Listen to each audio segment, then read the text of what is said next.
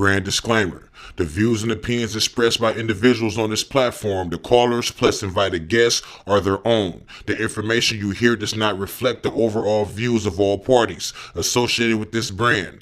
We encourage everyone to research all things heard live or via archive for edification purposes. Discretion is advised.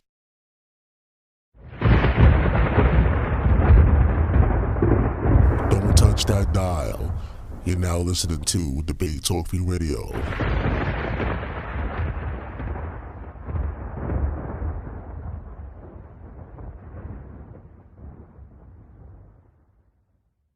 Help keep the show on the air. If you want to help, you can send me a donation through PayPal. The email is debatetalkforyou@gmail.com or through Cash App, $Sal Showtime. Thanks for your support.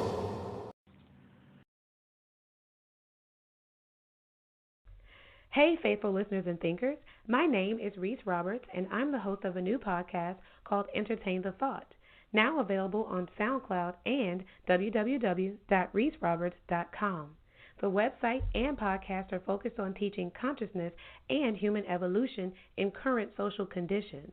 As a free member on reeseroberts.com, you'll have access to curated content like videos and free book downloads. You can also schedule personal consulting services for teenagers, singles, and married couples. I also offer an enrichment training program that teaches students the fundamental arts of research and debate to increase their knowledge of self. The T-Team is now open for enrollment. For more information, please visit www.serveincorporated.com/register. Again, that's www.servincorporated.com/register. Thank you very much for tuning in to Debate Talk for You Radio. All right, so today's topic, I wanted to really bring out some of the ideas about the energy that exists in the universe and what we're actually doing with it as we relate to each other as male and female partners. As far as trends are concerned, I am noticing that our men and women are seriously at odds and having this war, this battle of the sexes. And it's devastating to me. It kind of breaks my heart because we were created to be partners. And for us to be at war is completely detrimental to the mission that we should be on right now in order to fight our common enemy. So what I'm noticing is that women are feeling resentful towards men for understandable reasons, and men are feeling resentful for the same, very understandable reasons. But as far as the black man is concerned, in specificity, him specifically, I'm looking at his connections to his emotions and also the way he feels about his emotional intelligence and also his emotional communication with other people. I've noticed that black men, for some reason, really seriously reject emotional compatibility and emotional expression and emotional anything.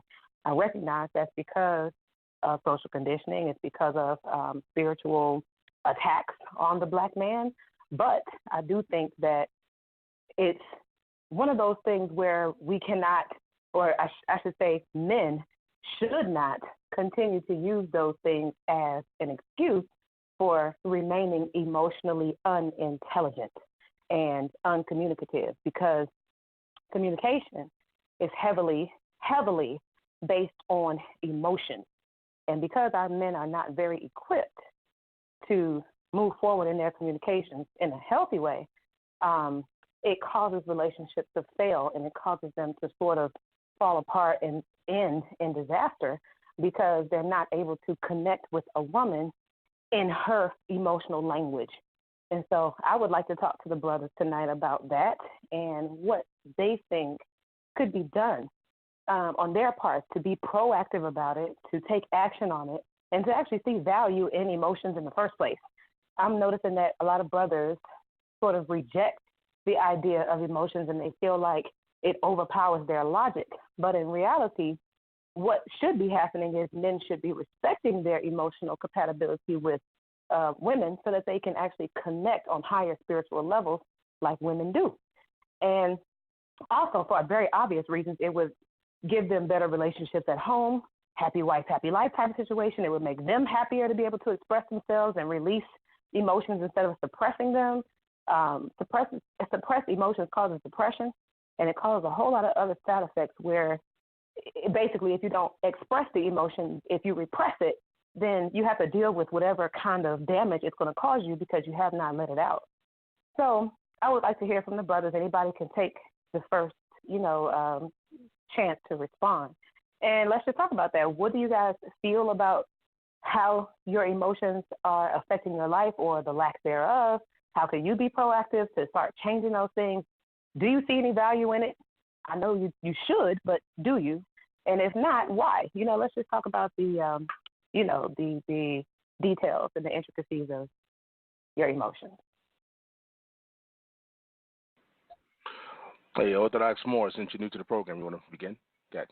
I would love to. First of all, I think this is a great topic, first and foremost, because emotional intelligence is a very integral part of how we are, of our makeup as individuals, and it's something as African descent people we need to get on top of, because we went through a really stressful emotional situation, i.e. slavery, et cetera, and whatnot, and we're still traumatized, like epigenetically, from that concept. And so we need to understand the emotions from an intellectual level on how to deal with that and whatnot. And for instance, one of the things I see that most men don't recognize when they're dealing with our women, we're like a lot of times being on different panels on YouTube, et cetera, whatnot, I see to where the men speak to the women as if they're men. And then they force the women to actually communicate back to them as if they're men. And once they do, they start calling them wild and crazy and whatnot. And so I think the sister's bringing up a fantastic topic, because a lot of times men feel like when we talk to women in a way that they can understand that we're becoming less of a man. And I try to tell all my brothers and whatnot, like the Most High gave us strength so we could protect our women in their most vulnerable moments. Like in a state of nature, for instance, like when a woman is giving birth or she's nurturing your child or whatnot, that's her most vulnerable moment. That's literally why we have strength, to protect the family, not to dominate the family, right? So in a conversation, I shouldn't be dominating a woman or trying to dominate a woman or overtalk her or force her to overtalk me. Like there's a way like that. That's talking to men. That's how we get down. You know what I'm saying? Women communicate from a whole different level and whatnot. And so when a sister says emotional intelligence, I think that's a fantastic name for it, because what's interesting about emotions in the heart, so to speak, right, is physically we literally have two brains. We have our brain in our head, but a lot of people don't know that on our heart we literally have brain matter. That's actually what makes your the electrical impulses go back and forth in your heart to make your heart beat. So so when she says emotional intelligence, I love that concept, because I was thinking about like a heart brain. Do you know what I'm saying? And it's very integral that we understand how women communicate from their emotions and how emotions affect them, because they're going to naturally communicate different through their emotions than what a man is going to.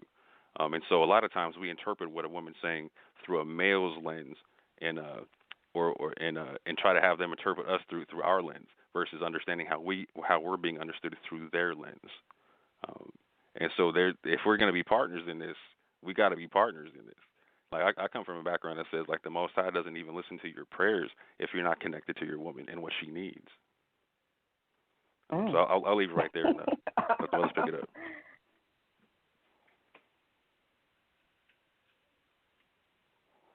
Anyone else want to pick it up? If they don't, I will, because you said something that I thought was very interesting, which I think should be kind of expanded.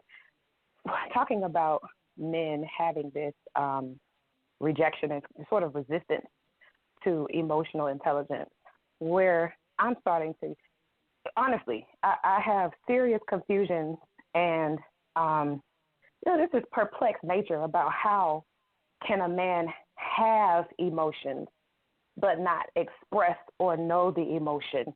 And I recognize this may be an ignorant sort of question in my mind, because I've never had to deal with being separated from myself in that way. But I'm wondering if guys even recognize that being a man does not mean you don't have a feminine principle, because all of us have a balance of masculine and feminine energy housed within our temples. Whether you be male or female, you have that energy inside of you to use at your convenience. And so I'm wondering if men are rejecting that feminine principle because of society. They don't want to be counted as homosexual. They don't want to be seen as soft. All these other, social ideas that are circulating around the feminine principle. And I guess the confusion, like I said, it comes from how do you feel sad about something, but you can't say I'm sad comfortably, or you feel, confused, or you feel hurt by something, but that somehow can't make it from your head to your mouth.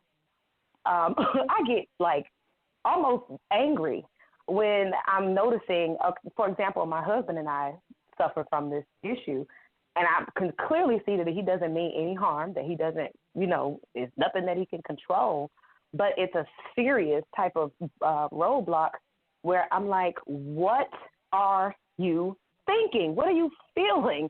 And it just won't come out. And I'm like, what is that? How can it possibly be that you can have a whole emotional life that's going on in your 7 chakra centers of your body? This is a scientific concept. And for some reason, those energies are flowing all the way through your body from the rooter to the tutor, and not one word of expression can come out of your mouth about how you feel and why. So, what is that? What is it? And is it fear? I don't know. Somebody please help me. 100% fear. So, men are extremely emotional, and they express themselves emotionally, but just to other men, right? They have, the sob story talks with each other and whatnot. I mean, they cry and they bear all day to each other, you know what I'm saying? But the issue is the men that they're talking to they're not in love with them, so they can't hurt them when they talk about their emotions. So, a woman, if you're my lady, you have the ability, if I'm being vulnerable with you, you have the ability to cut me at my deepest point, for instance, right? Let's say if you reject me when I'm being vulnerable, it hurt, that scars men way deep, and they don't know how to deal with that. You know what I'm saying? Just we're afraid that you're going to talk to us and not understand what we're saying. There's a big fear about that, right? And it's subconscious in a lot of ways. And a lot of that comes from not. And I really want my sisters to understand this. As black men, we're subconsciously still trying to figure out what does it mean to be a black man? Because how are we supposed to express ourselves emotionally as a black man? What does that even mean? Because going through a post-traumatic slave syndrome, in a situation, what does that mean? How is it okay for us to do it culturally? What's right for us to do? How all that type of stuff. Because we're being compared to other people. You know what I'm saying? We're looking at other races all the time and other nations all the time and whatnot, seeing how they do stuff. And do we imitate that? Do we do something different? It's a constant for men. There's a constant insecurity about how you're projecting yourself and how you're being perceived as a man and whatnot. You know what I'm saying? So there's a lot of insecurity just underlying in being a man, a black man in this society, period, that emotionally we don't tell our women that we're dealing with. Do you know what I'm saying? And we get with our homies and we vote on that concept. You know what I'm saying? And I think what you're talking about is we should be able to build with y'all about it, right? And start being able to talk to y'all about it, right? But so what we got to do is understand okay, when we're being vulnerable in that situation. If I've trained my woman to come at me like a man, then I'm going to get hurt. But if I learn how to talk to my woman in that language where she's talking from, you know what I'm saying? When I'm vulnerable with her, she's going to respect my vulnerability. You know what I'm saying? Oh my goodness, I'm going to give you a hand clap. They don't get it. I'm giving you a hand clap on that. They don't get that. I'm sorry, I don't mean to cut you off. Were you going to continue? No, you got money, sister. I just want to give an opportunity for guys to be able to change a paradigm when it comes to that fear. So imagine, I'm going to tell you guys, I'm going to try to give you a visual of what happens energetically when that scenario which you just described happens. A man is emotional and he wants to express himself to his woman because they are having some difficulties in their relationship. So she's desperately pleading for him to express. What is it? What is it? What is it? What is bothering you? What is keeping you from me? Why are you emotionally cut off? Why are you silent? What is going on inside of you that is taking you away from me and our family and, our intimacy levels? What is it? when the man allows the fear to come over his emotional expression and suppress that, what ends up happening is the woman that he should be loving by way of his expression, he ends up being cold towards her and hurting her the same way he is fearing being hurt himself. He's passing that hurt along to her by shutting her out and making her feel like she's an outsider in her own relationship. You completely strip a woman of her power when you are not able to emotionally connect with her, because her power lies in her emotional connection to this universe. Women are feminine divine. That's everything to do with the moon and our celestial, the celestial phases of the moon. And you know that pulls on our emotions magnetically. And so when a woman is not able to use that power, she automatically becomes helpless and hopeless, and she becomes disabled in her own ways. And it sort of, that's like the seed of where the destruction of the relationship comes from. And it's also the seed of where this war between the man and woman comes from, because we're steadily trying to say and show that we mean no harm, that we're here to build a man up and to sort of be this gatekeeper or this secret keeper, so to speak. I don't know if men really noticed what's actually happening as far as trends are concerned, but women pride themselves on being loyal when they're a good woman. I know there are plenty of scallywags and chicken heads out there that don't care if they do it to your boyfriend, your homeboys, or your daddy, your uncle. They don't care. But when you've got yourself a good woman, a part of her pride, is the fact that she's holding you down. But if you take that ability from her to hold you down because she has completely no clue what's going on with you, she doesn't even know what to give you. If you're feeling unloved but not saying why, then how is she going to respond and give you love? You've completely taken her power from her, making her feel ineffective, making her feel unloved in her own ways.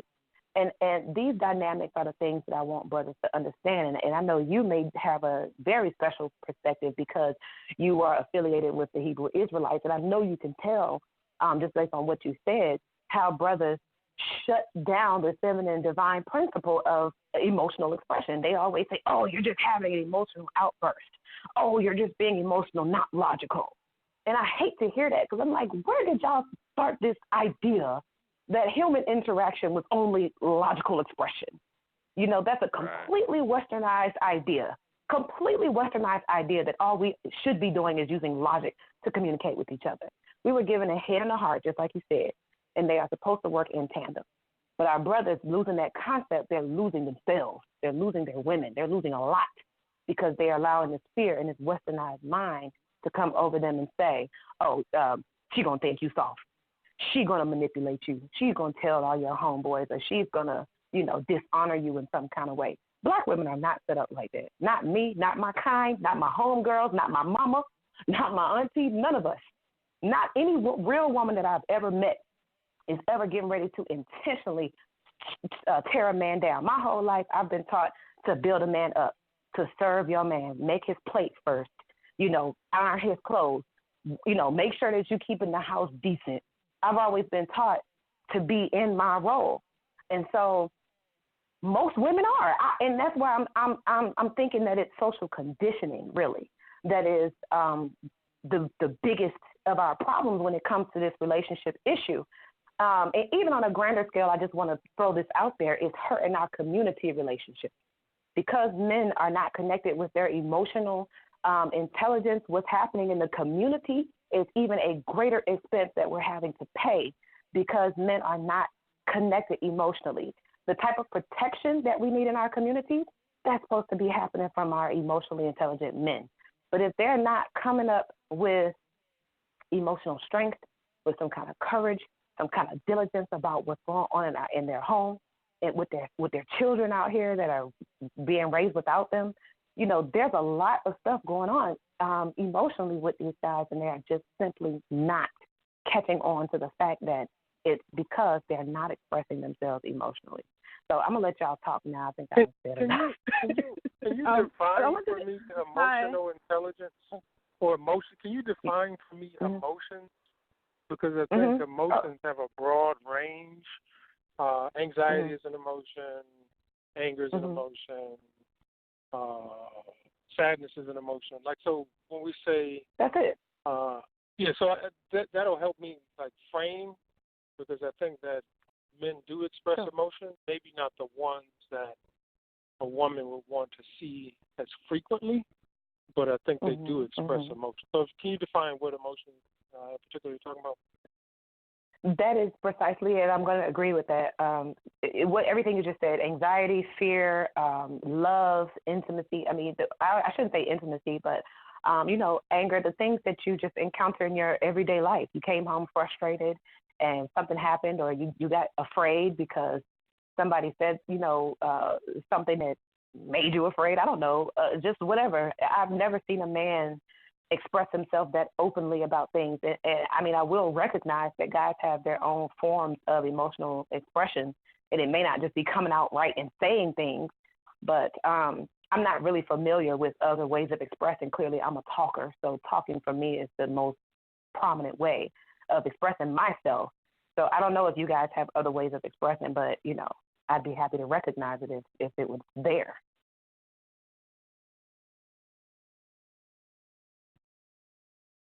I think talking is a major way of expressing emotions, because I mean, in a relationship, communication is key, and I think what a lot of guys don't understand is with a woman, like if you're not communicating, like that's literally like a danger for the relationship. Like that's like an attack on the relationship for them. Like y'all need information. You know what I'm saying? Almost like constant updates and whatnot.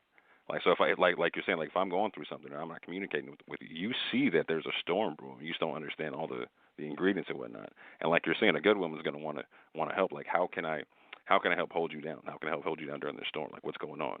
You know what I'm saying? And this is where I'm saying like where a lot of us as men have to recognize, and this is where I need my sisters to have some patience with us on something, right? Like we don't have either individually, uniformly, or in different sects. We really don't have like a rites of passage system that most of the men go through. We don't have an older man telling us it's okay to express yourself X, Y, and Z in this way to a woman. You know what I'm saying? Like, and that's why I'm saying like a lot of we could be grown men communicating like we're 12 years old, because we literally like you're saying, like you said something about a social conditioning. This is our social conditioning. We don't have a fully functional nation that we're a part of. You know what I'm saying? We're related, yeah, but we're still figuring out like what's okay, what's not okay. Like so we're gonna have to tell our children this is how you do it, et cetera, et cetera, et cetera. You know what I'm saying? And start that whole process. But we got to figure it out within ourselves and whatnot. So in that, like again, like you're talking about, like a lot of men talk about, like it, like you got to stick with the logic concept. Like so for me, I deal with, again, my background stipulates that wisdom is a feminine principle, and she builds her house on 7 pillars and whatnot. And so wisdom is the concept of logic with experience. Do you know what I'm saying? And so, like you're saying, the woman needs to understand me verbalizing my experience so she can understand the logic of what I'm saying. You know what I'm saying? Because for a lot of women, from what I understand, is they're looking for, they're hearing me talk, but they got a question. Like, why are you saying what you're saying? Like, so, and if I can express myself, like, you know what, I just had a bad day, or this, that, and the third, they could be like, oh, I can understand why your voice is sharp now, or I can understand why you said something, or why you were short with me, whatever. Cool. And it can be, and most men, like, for them, men remember that stuff. They don't forget that stuff. For women, it can be water under the bridge once they understand the emotion. And I think that's what the sister's talking about, is because a lot of times, like I was saying in the beginning of time, men create a self-fulfilling prophecy with their women, in the sense to where they're afraid of being hurt when they're being vulnerable, and like the woman is the person who can hurt you the most when you're vulnerable as a man. So they end up conditioning their woman to communicate to them like a man. You know what I'm saying? And so, so when they actually do become vulnerable and break down in front of the woman responds like a man, and so the man gets hurt. It becomes a self-fulfilling prophecy. Deep. Can I say something? Hi, everyone. This is Jennifer. This is a really great topic. And, I always say there's nothing more frustrating than being in a relationship, or any type of relationship, and communication is limited. Because without communication, how are we supposed to understand one need? Like, I communicate about my needs and my issues. You communicate with me about your needs and your issues. And that's how we can come together and, become one and, cohabitate with one another.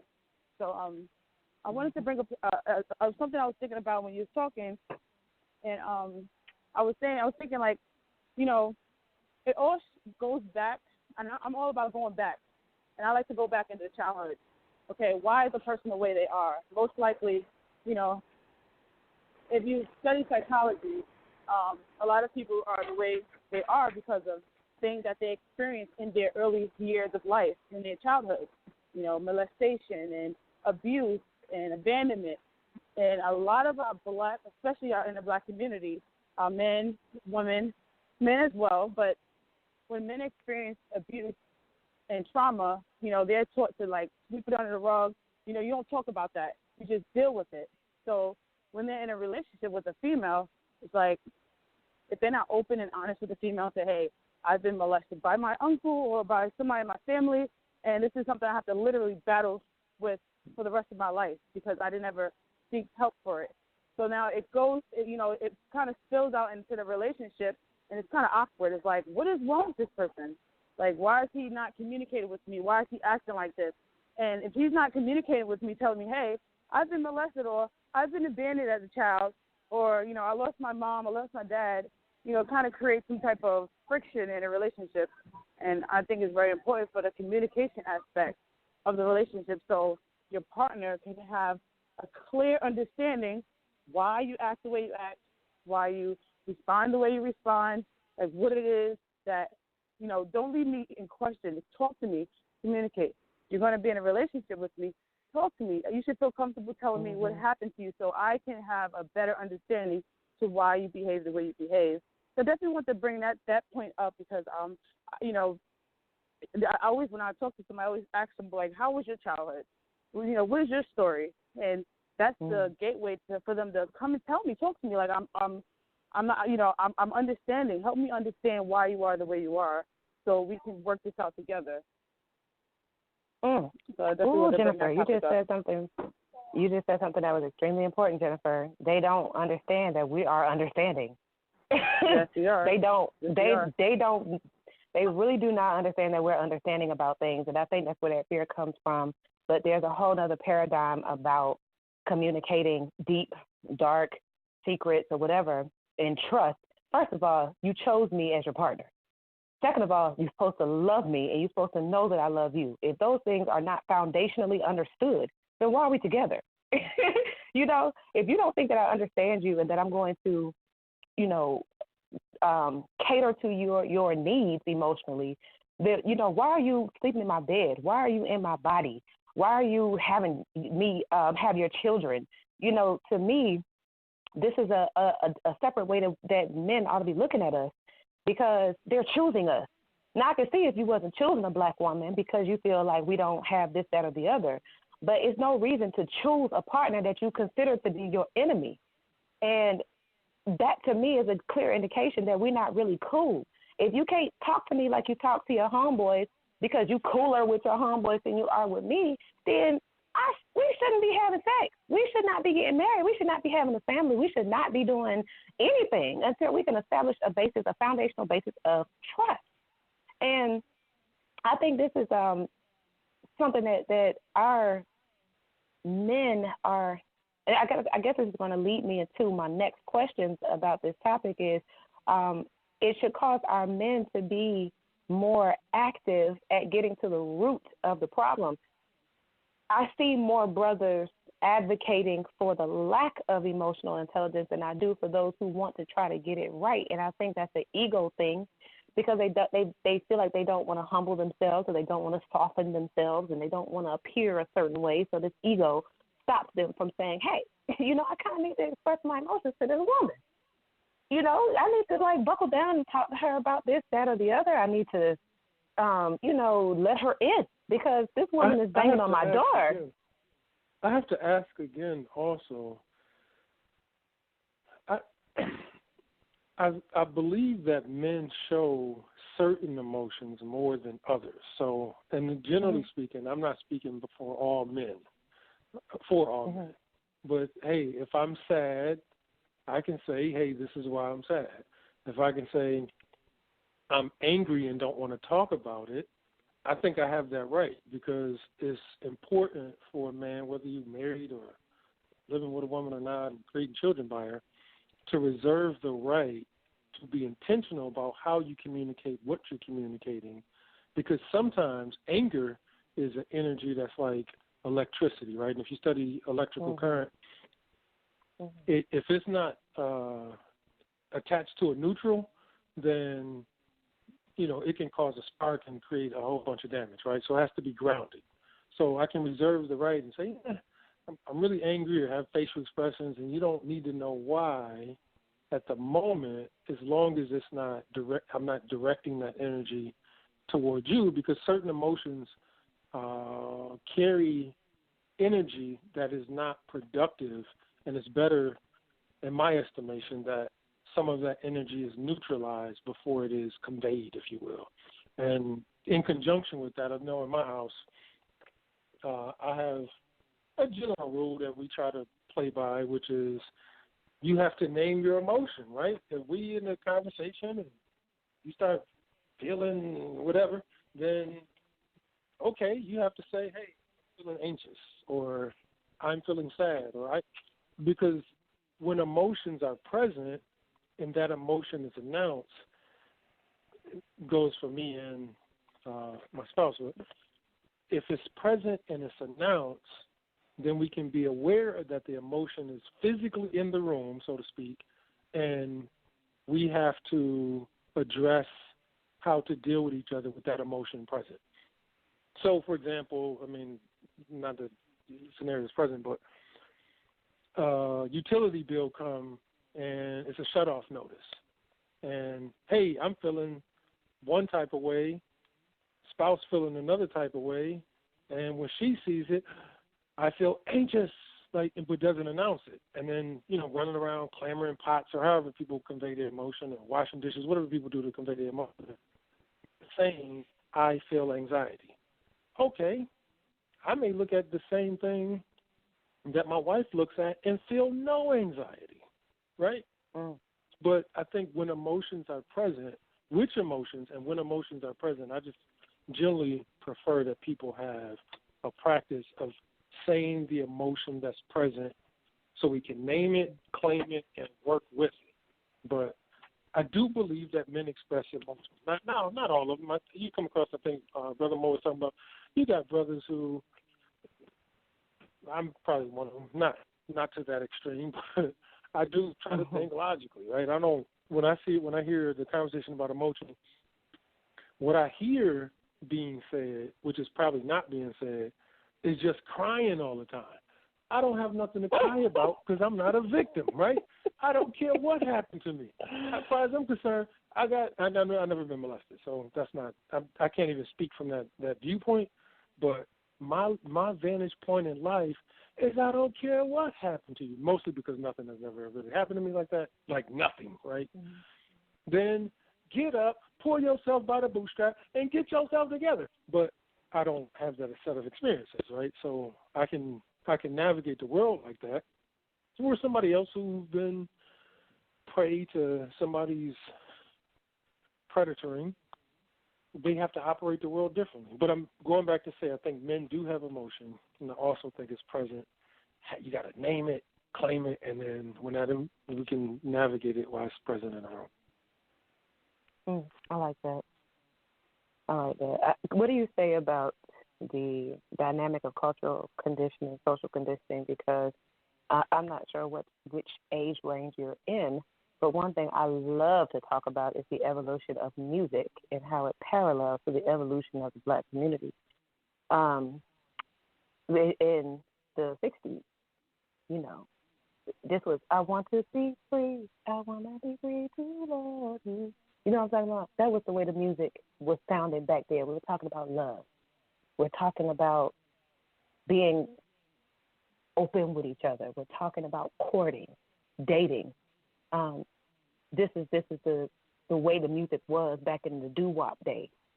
So brothers, I believe, from that era, of course, they're a lot more inclined to use that tone, that language when it comes to a woman. I'm a woman that's always been mature I'll be 32 in a couple of months. But in my dating life, I always dated guys at least like 5 to 10 years older than me, because I knew that about them. I knew that they were more inclined to treat me softly than a young brother that was my age talking about, back that thing up. Girl, you look good. Let you back that. I wasn't looking for that type of treatment. And so I recognize that there are some men that exist in these current times, but they're a little older when they know how to communicate with a woman, how to woo a woman, so to speak. And those type of brothers, they come few and far between in the younger crowd. It's not very often that you'll find a man in your quote-unquote millennial generation that is going to just know how to be on that level of gentle, Casanova type of behavior with a woman. And I recognize that there's heavy social conditioning that's involved in that mentality. And, I feel like there's an opportunity for older brothers to mentor to younger dudes. But even that, to me, has emotional implications where older men would need to see the need for it and be emotionally connected to the need for it to even get started, to go out into the communities and say, listen, young brothers, we got programs for you. We have, educational resources for you. We have practice, maybe we could show you some things that you can kind of break this down so that you can operate better in this lane with your woman. There are so many messages, so much propaganda out there that is preaching to these brothers that women are no good, that we're just on a pole, that we're just getting butt shot injections, that we just want money. This is the primary messaging that's going out to brothers in today's society, and it is crippling them when it comes to relationships because, like my brother said, this is a self-fulfilling prophecy. They are assuming these things from cultural conditioning, social conditioning, and they're projecting it onto the women, forcing it to be true. If you're going to treat a woman like all she wants is your money and all you want to do is have sex with her, then it will be a self-fulfilling prophecy. If you treat her like all you want to do is have sex because you believe all she wants is money, guess what? You're going to approach her that way, and she's going to approach you that way. She's going to return that energy right back to you. And so it's, go ahead. Oh, go ahead. You finish your thoughts, sis. No, that was it. I talk a lot. Go ahead. Oh, peace to everybody. This is Vinny D. I'm just chiming in right now. I was going to add to that, that was some great points you made. I was going to say, one of the problems is, we feed off of each other. That's not a problem, but the way that we feed off of each other is the problem because it's through negativity. And it's those, I think, personally, I feel it's all based on what we've been taught and the way that we've been raised, ever since we've been, I say from our cultural identity, which is, communal identity, Now it's like we're all... Move your phone a little bit. You're breaking up. And hold on. Yeah, I think it's, is that better? Yeah, it is much better. Okay. So I think it's like we try to one-up each other, and then the things that we one-up each other with are all based on, evil communications, Like there's a great saying that I always like to reference, and it says, evil communication corrupts good manners, So if all we do is listen to some evil communications, then it's definitely going to corrupt our good manners, And then I think what we fall into that trap of trying to one up each other with these evil things, because those communications tell us that these are good things. You know what I'm saying? And it's all based on the communities that we grow up in and the teachings that we've been taught for years, And I think we have to break that cycle. And I was listening to what you guys were saying a little bit earlier about, the kids and stuff. I think we have to break that cycle.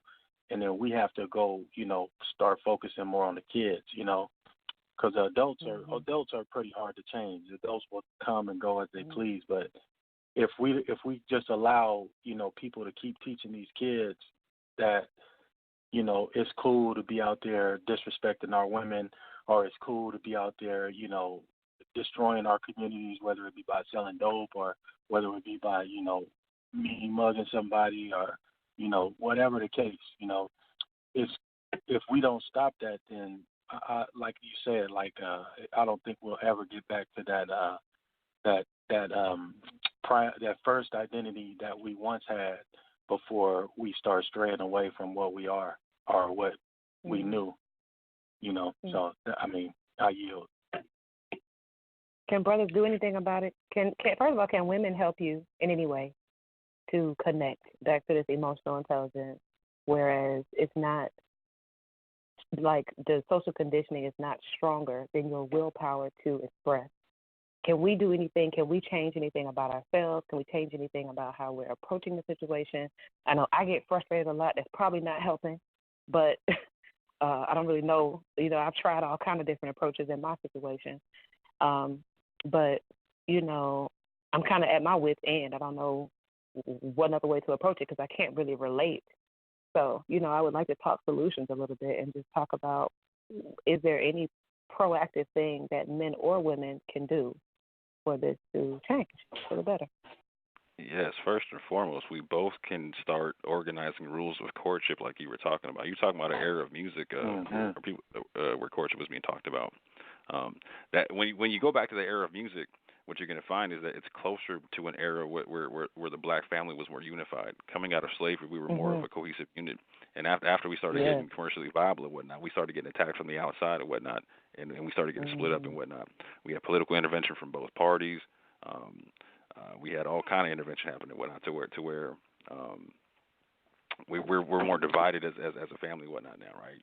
And so one of the first things we need to do is not treat relationships as if they're so willy-nilly, you know what I'm saying? Like it's a big deal. It's a huge deal. It's the foundation of our community and whatnot. So we need to respect ourselves and each other by having rules of engagement on how we court each other. And this is what I'm saying about recognizing like with the post-traumatic slave syndrome concept and coming out of it is recognizing that Hello. That we need to establish what I say. We need to establish our own set of rules basically on how we engage with each other and whatnot. Our own rites of passage system, right? And a proper courtship system is part of a rites of passage system. You're taught this is how you interact with the woman. This is how you respect the woman. This is the rules of engagement for that. You know what I'm saying? And if you break the rules of engagement, the community sees you as less than. Do you know what I'm saying? Exactly. I'm with that. Women also, I think there might be a applicable rule for both sides. I was not raised to have standards and no standards. I was raised to just simply serve. That was the way the women in my family. I come from a majority female family, and the women in my family, they were just always about showmanship basically. But I never was taught to develop standards for myself or for my body or for just my life. I wasn't taught to get to know myself and make my requests be known. So I do think that could be a great starting point for all parties involved is to set some expectations up front about how this thing is going to go, because not being able to connect with the person that you live your everyday life with and not being able to serve them by knowing them because they know themselves, that's just not going to work. It just will not suffice in this spiritual war that we're in the midst of right now. We have to be able to serve each other properly. And for us not to know each other, for us not to express to each other, I know for a fact there's no service in that. There's no service in that. And to me, that's useless. I can't do nothing with a man that I can't serve.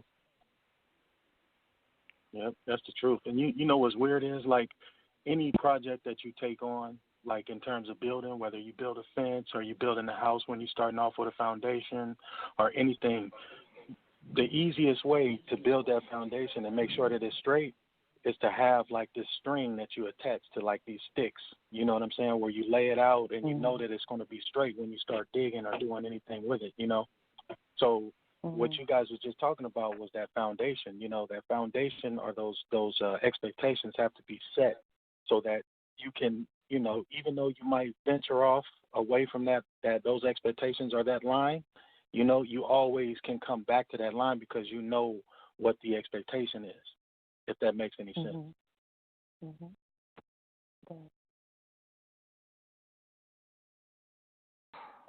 All right, just let you know we have Sheek Attiba here. Jennifer's still here though. Jennifer, go ahead. Yes, I'm still here. I'm about to log off and go to work soon. I just want to say one thing about you know, each person should definitely take responsibility, you know, for their actions because, you know, we are the future. We are the leaders right now. We are the ones where the younger generation are looking up to us. And we can just take initiative and be mindful of how we do things and how we interact. And, you know, relationship-wise, you know, let's be that nation. Let's be that generation where we are the example for the youth to follow, you know, relationship-wise. You know, we can teach them how to communicate. Let's teach them that we're forgiving and that we're not always hopping from relationship to relationship. We are into, you know, forgiving and working things out and just finding other ways of going around working things out. So I just want to leave that last note. If we can just be mindful and just know that we have little people looking at us and looking up to us, and let's try to lead by example. You know, that's something, because I'm all for the younger youth, and I'm like, if we can lead by example, because we are in those our parents' shoes. You know, we had our parents, we had our aunts to look up to. Like we're now in that, we're that generation, and let's just be mindful that we are the leaders right now. So let's try to lead effectively. Let's try to be proactive. Let's try to lead by example, definitely. But I'm gonna let everybody go because I'm about to go to work as well. But this was a great topic. I definitely appreciate it. Peace, sis. Happy birthday, Jennifer. Enjoy your evening. Thank you. Good night.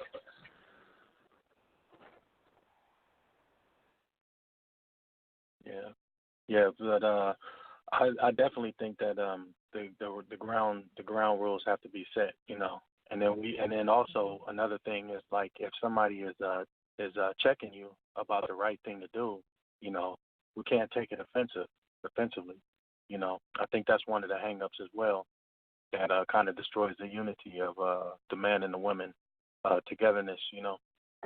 I think that we definitely need to be able to accept correction, you know, whether it's from the wife or the spouse or the woman or and the man. It goes both ways, you know. And I think that's another thing I think got away from like the purpose of a meaningful relationship. You know, it's like looks matter, you know, but I think that's the main priority that we place. You know, the looks are the number one priority that's emphasized in most of our relationships because we don't know how to find a spouse or we don't know how to find a wife, you know, or a husband because, you know, we got, instead of our elders teaching us, we got like these music or these TV shows or these commercials, everybody telling us which is the right way to go, you know, instead of our, you know, our own selves. So we're kind of transforming into, I know the Bible calls it Hellenized, you know, we're becoming Hellenized into another culture that, you know, really don't have nothing to do with us except for the fact that we're here, you know, and we got to just take it back to those roots, you know, examine our roots and then get with some, you know, have some elders and then just, you know, if we start straying and we don't know nothing, then we go to the elders or we go to other people because, you know, fresh ideas are always a good idea. Now, even if you don't agree with those ideas, it's something to ponder on, you know, and I yield. Yeah, I think an important thing to look at too is that we live in the most disconnected communities we've ever had in this country. Like for instance, in my father's generation, he went to a segregated school to where like his school teacher used to whoop his butt in the street when he was cutting up. You know what I'm saying? Or like an old head would sit him down and give him some game and whatnot. In our current generation, we don't live that close. We're not that tight knit. And if I'm an old head and I see a young cat cutting up, I'm gonna look the other way because that young cat's not gonna treat me with the same respect that it used to be back in the day. You know what I'm saying?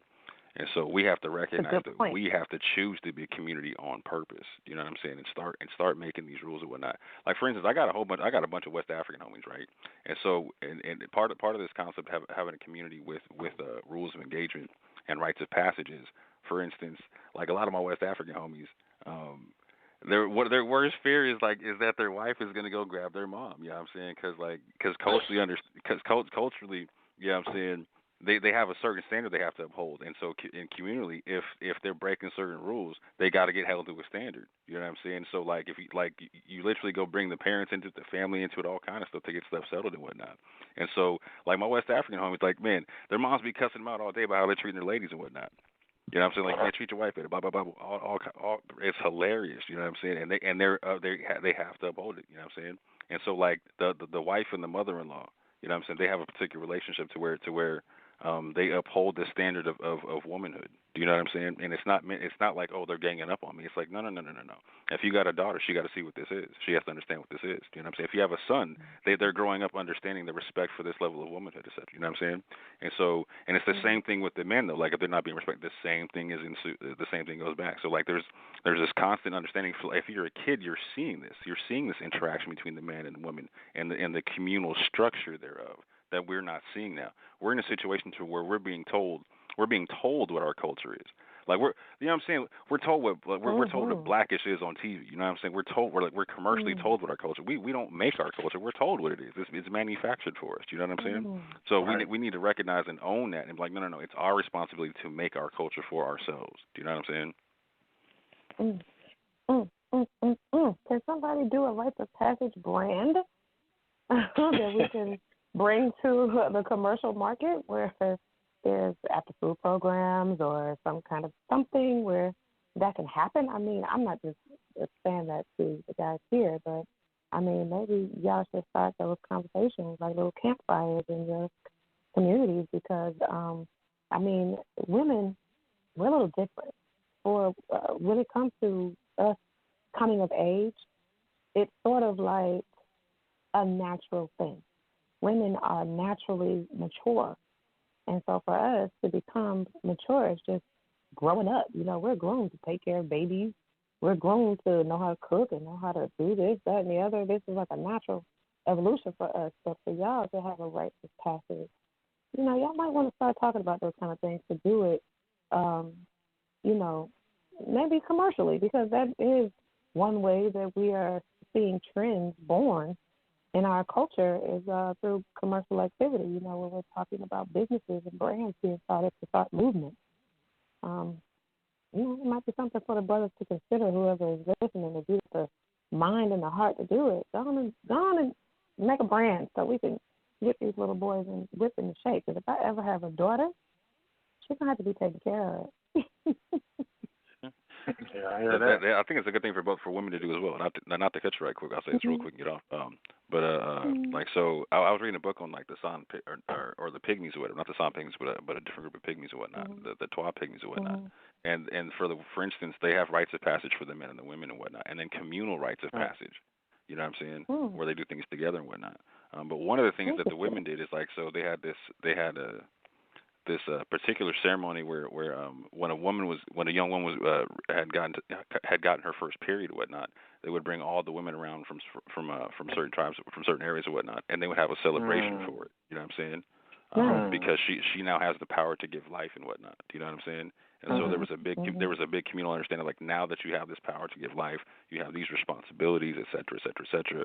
But like there was this whole like ceremony to where like she's being taught this by the older women, like the grandmother's age, mother's age, etc. You know what I'm saying? And then the women of her age, the young girls all had roles to play. You know what I'm saying? And then for instance, they got to do stuff like they got to go like beat up the boys with sticks and stuff like that. And like the boys had this like the boys were told you got to sit there and take it. Okay, you can't do nothing right now. You got like this is their time. You got to take it. You know what I'm saying? And like if we gotta take the pain of having their babies, we got to deal with you. You know what I'm saying? So like, but I'm saying like it's important on both sides for us to understand. Understand like we both have to have sets of rites of passage. So like it's the men and the women got to think about this. I agree. I like the idea. True. I think we all should start doing that and paying attention to it. It's just too important for us to neglect it. especially because we are in such times, because we are the only culture that doesn't have a culture that is well defined by ourselves.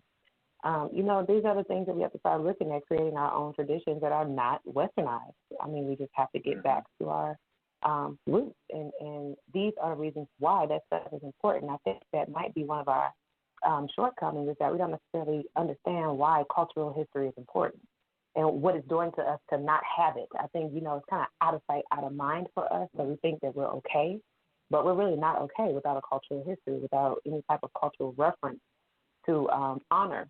And, this is definitely something that is a reason why we're crippled in this society. And every other world stage player has a cultural history that they can honor and ground themselves in and be rooted. We don't have that luxury, and again, it is crippling. I can see it in several different manifestations of how we interact socially, and we just really have to get a hold on it in one way or another. So yeah, I think that's it. You guys, I honestly do have to go as well. I'm getting ready to go and do my little wind down for the night. So. All right, Sis Reese. Great topic, and yeah. Definitely. Yep. Thank you, guys. Peace to you. Have a good night. Thank you. Thank you, guys. Y'all, I'll see you next week. All right. Hey, Brother Moore, when you was talking about the community and how you said your dad, the teachers used to spank your dad, right? Yeah, hey, in bring the me street, back to bro. the story. Hey, my parents always used to talk about that, right? And then even my older cousins, they got it too, because I know you're up there in up north in the Seattle area, right? And yeah, but my family's from Alabama and whatnot. Yeah. Yeah. Well, I'm gonna say I used to live up on off of 23rd, a couple of blocks down from Garfield, right? Oh, okay. And yeah, and I don't know how old you are. I'm 42, and then I'm 37. Okay, so you're close. Right. So you might even know some of my family members up there. But it was my aunt stayed on, the house she lived in. My cousins grew up in this house. It was like 2 blocks away from Garfield. And it would bring me back to this one time where my cousin cut school, and he took, he had a girl out there, and he in there with her, and they doing their business, whatever they doing, right? And my aunt is coming home, so he hops out his room was upstairs, and it had like this little roof over the porch. He hops out the roof. Him and that girl is out there on the roof, and they ain't got no clothes on, right? And the lady next door is an older black lady. Right? She was kind of like the mother, or the grandmother of the area. And she's sitting up there looking at him, and he's looking down. And he's like, I hope she ain't gonna tell on me. And the first thing that happened was she went over there and told my aunt where they was. I'm saying. You know what I'm saying? So that community, Big Mama on the block holding it down. You know what I'm saying? I'm telling you, man. Yeah. So that community is definitely a big part of it, man.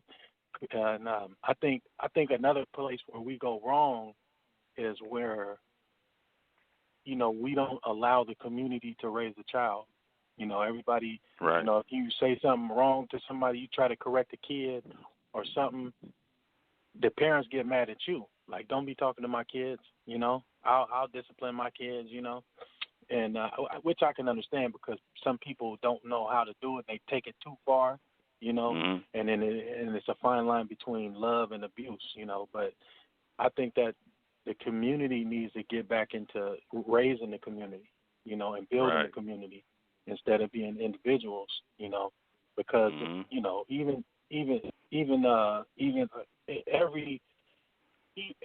mostly all the Eastern cultures that I've looked into or that I've heard about or I've studied or dabbled in, they always teach that, 2 makes 1. You know what I'm saying? Like the mm-hmm. women, you got one woman and one man, that equals 1.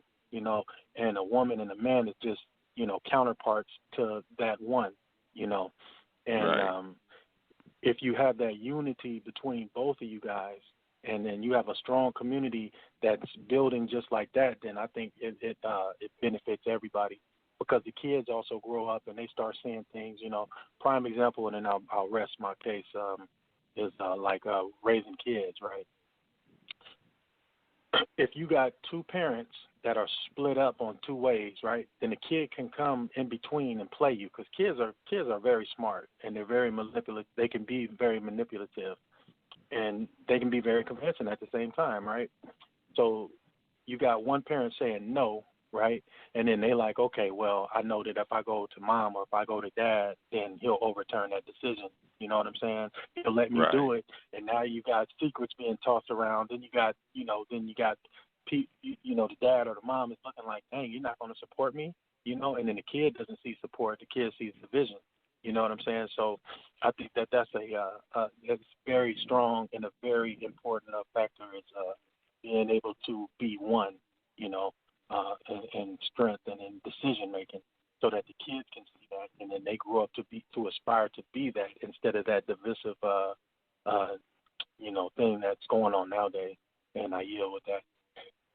Yeah, I'm with that, and that's where the communication that the sister's talking about is so important, because, I come from that tradition that says, like you're talking about, like the man and the woman cling to each other and become one flesh. You know what I'm saying? You're one, whether you understand it or not. You know what I'm saying? So your energy's got to be one energy when you're dealing with stuff, because if your children see division, they're going to reproduce division. If they see unification, they're going to reproduce unification. I like to. Go ahead. Please go ahead. Please. I like to weigh in on that. That's definitely true. And so, I'm a teacher, I was a teacher, but I'm a principal now. And so I've seen kids with situations where their families are kind of divided. And so what I try to do, and this is a solution for those out there who may be dealing with two-parent, even in two-parent households, parenting styles are very different. And so you have to come to agreements, right? But especially if you don't have each other in the home and those children are going back and forth, one of the great things to do is to develop a plan. When we receive this at school, how are both households going to respond?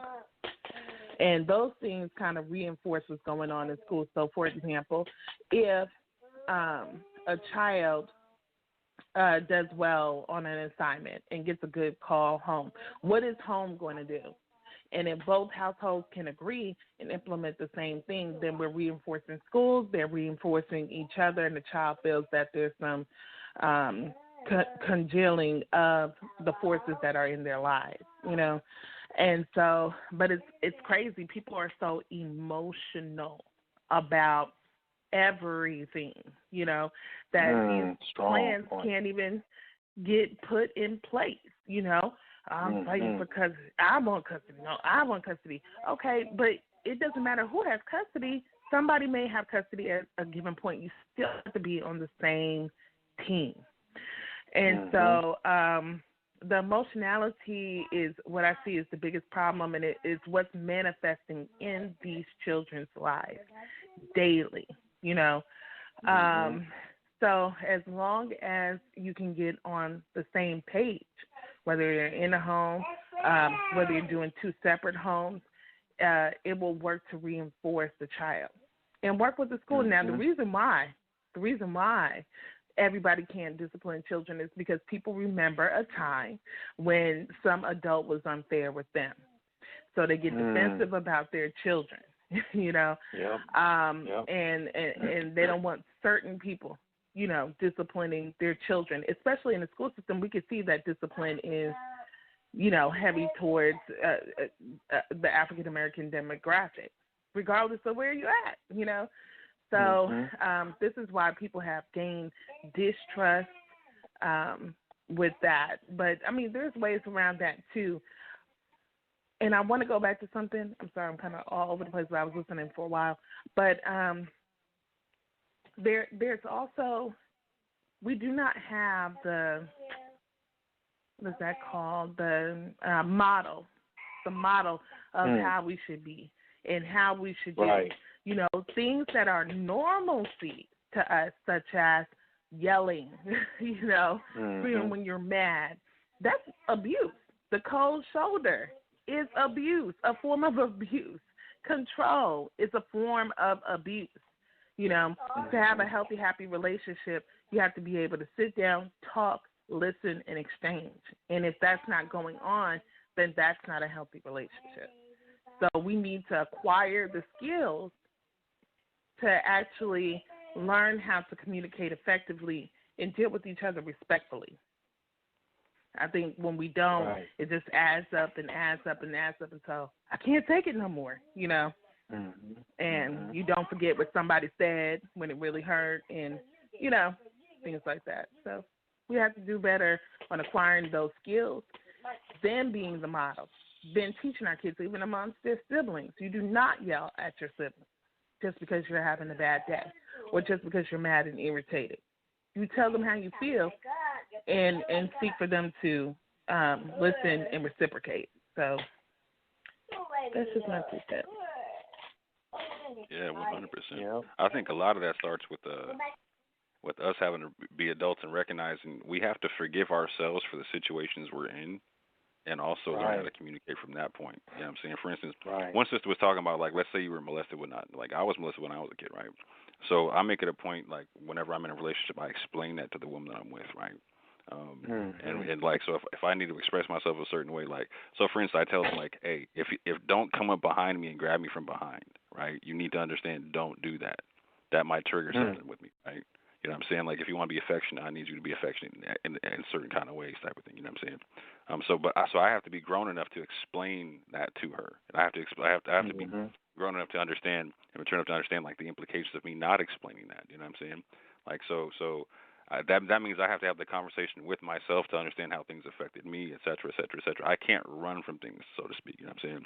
So we, as a black family, black man, black woman, have to understand where we're coming from, what situations we're in. So, for instance, like, my father was married. I watched him get married 7 times to 5 different women, right? And so, one thing I learned from him was this concept of not every relationship is going to work out, no matter how much you want it to, right? So let's say it doesn't work out, and like the sister talking about, we got kids left over, right? Let's communicate. Like, we couldn't communicate for us, cool, but for the sake of the kid, there's certain things we got to be able to not take it out on him that we didn't work out. Cool. Let's forgive each other for us not working out, and let's build the best communication structure we can for our kid. We couldn't communicate. Maybe we could communicate, just maybe we weren't the best for each other. Whatever, you know what I'm saying? We need to be able to break up on good terms for the sake of our child. And set up the best communication structure for him, so he can see, even if things don't work out, because the kids got to really realistically understand this. Hey, you know what? You need to understand that we are people coming through a post-traumatic slave syndrome. You know what I'm saying? That me and your mom got together too soon. We didn't have a rites of passage system. That we didn't court each other properly. You know what? And we made a baby probably before we should have. But that doesn't mean we don't love you. We both love you, and we love each other enough to recognize that we're not the best for each other. So we're not with each other right now. However, we're still going to build the best system we can for you. You know what I'm saying? Yeah, that's true. That's true. And I think that goes back to what Brother Moses was talking about naming that emotion, and that exercise that he and his family does, because if you can name it, then it's easier to communicate, and then it's easier to accept correction at the same time. And then it doesn't allow that emotion to consume you, because the way I look at emotions or feelings, I look at them as all spirits, right? If you experience something good, then you feel good. There's a loving spirit that comes over you and it possesses you, and you get all giddy and you start smiling. If there's something that you encounter that upsets you and angers you, then that's another spirit that comes in you, and it's very unpredictable. It could go either way, But if we sit there and we name, or we know what kind of feelings that we have, and then we're openly ready to communicate them to each other, then I think that that's a powerful way to deal with it, and I'll yield on that one.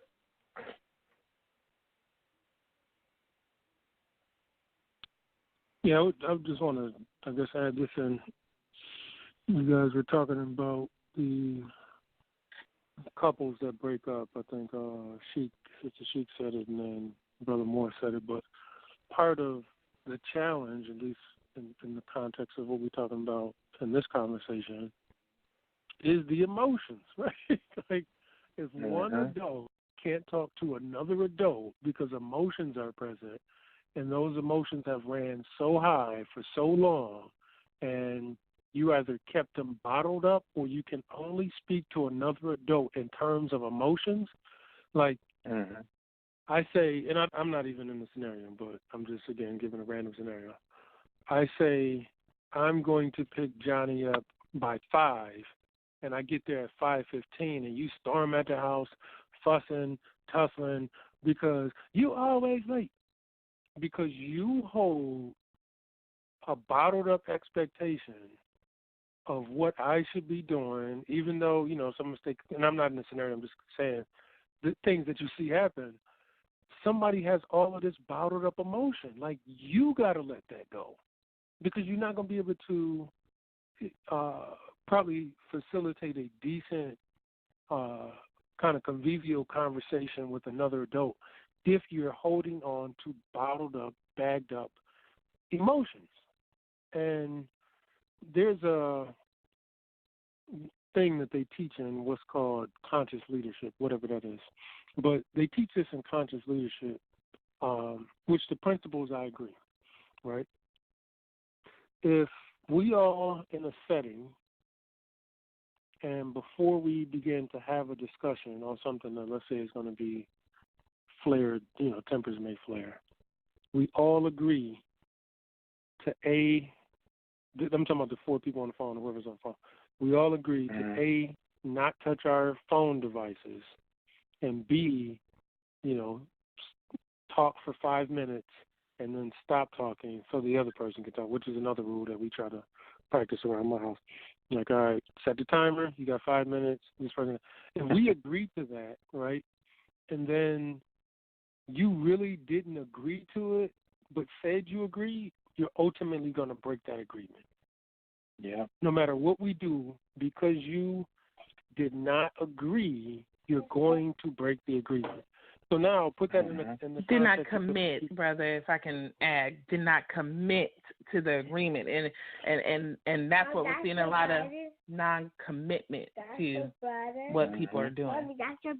No, so I think I'm saying you committed to the agreement, but knew when you committed that you really didn't agree. That's what I'm saying. Right. Like, I don't know if you've ever talked to another adult. Like, sometimes, I may have a brother or whatever stop by my house, and I had one brother who came by the house, and, he's busy in his business, and every few seconds he kept touching his cell phone. And I had to tell him, while you're a visitor at my house, put your telephone down.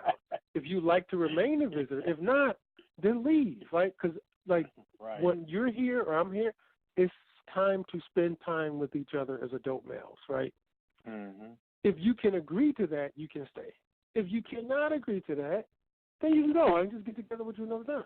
But I didn't come here. I didn't come here or want you over my house for you to be on Facebook the whole time. No. Like, so we need to set an agreement and commit to that agreement. But if you commit and don't really agree, you're going to break the agreement. So, again, in the context of dealing with emotions, all right, how do you have a conversation with somebody who's continued to hold on to bottled up emotions from, I don't care if it was 12, 15, or 5 minutes ago, right? And I think part of dealing with reason, if that's the proper word, and, my disposition is already like, I pretty much don't care what too many people say. After that, like, I'm ready to move on. Like, I don't want to keep holding on to, let me cycle through my thoughts or feelings and let me move on. But again, I think that when people have bottled up emotions, resentment, bitterness, that is not going to allow you to be able to forgive somebody. You're going to perpetuate that emotion. And now every time something comes up, like the kid who's mad at his dad from not being present when I was a kid, not me again, because same scenario, but I don't feel anything, right? I don't harbor any bitterness, and that's, I think, the power of working sometimes being void of certain emotions. But for the kid, the last thing I'll say is, like, for the kid who continues to hold on to this bitter resentment of a father for not being present, every time they engage with them, until they address that, they're going to be emotional. Yeah. Like, in the one time something comes up, they're going to implode on that person or explode on that person because they're holding on to emotion. So I digress there. Yeah, and I think that's one of the strong points in what you were saying, how we need to learn how to name that emotion and deal with it. You know what I'm saying? And then go ahead. I just wanted to add that. If anybody else has something else to add.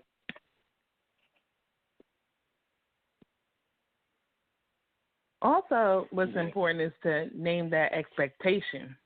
You know, I always say when I'm asked about women and their role in, you know, the downfall of relationships, and I'm like, it's expectation. This expectation that they're going to meet some Romeo who's going to save them, and they're going to have a glass slipper and a big diamond ring and stuff like that, and not have to deal with a real person. People are real, you know. They're going to disappoint you. They're going to you're going to have miscommunications, and so when I talk about commitment, I try to emphasize that.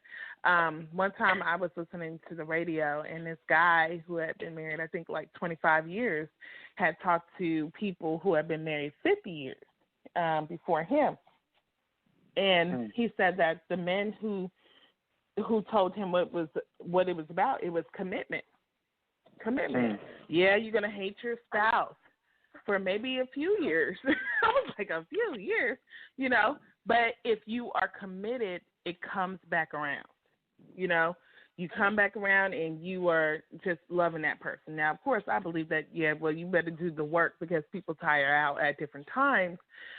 But how committed are you? How committed are you to someone else's struggle and not how they make you feel? I've had friends who got divorced because they were not happy. And I was like, well, because you're not happy, happiness is a state of mind. So what are you doing to get to that state of mind in your relationship and help your partner get there as well? Oh, nothing. You know, they just want to feel. They just want to feel a certain way. And it's not about your feelings. It's about, you know, your commitment level. And I always cite this, even though people, you know, think it's kind of shallow, but it was real. ATL, when he tells Rashad, you know, you're in your emotions right now, you know, what's real is real and how you feel is how you feel, you know, and those are two different things.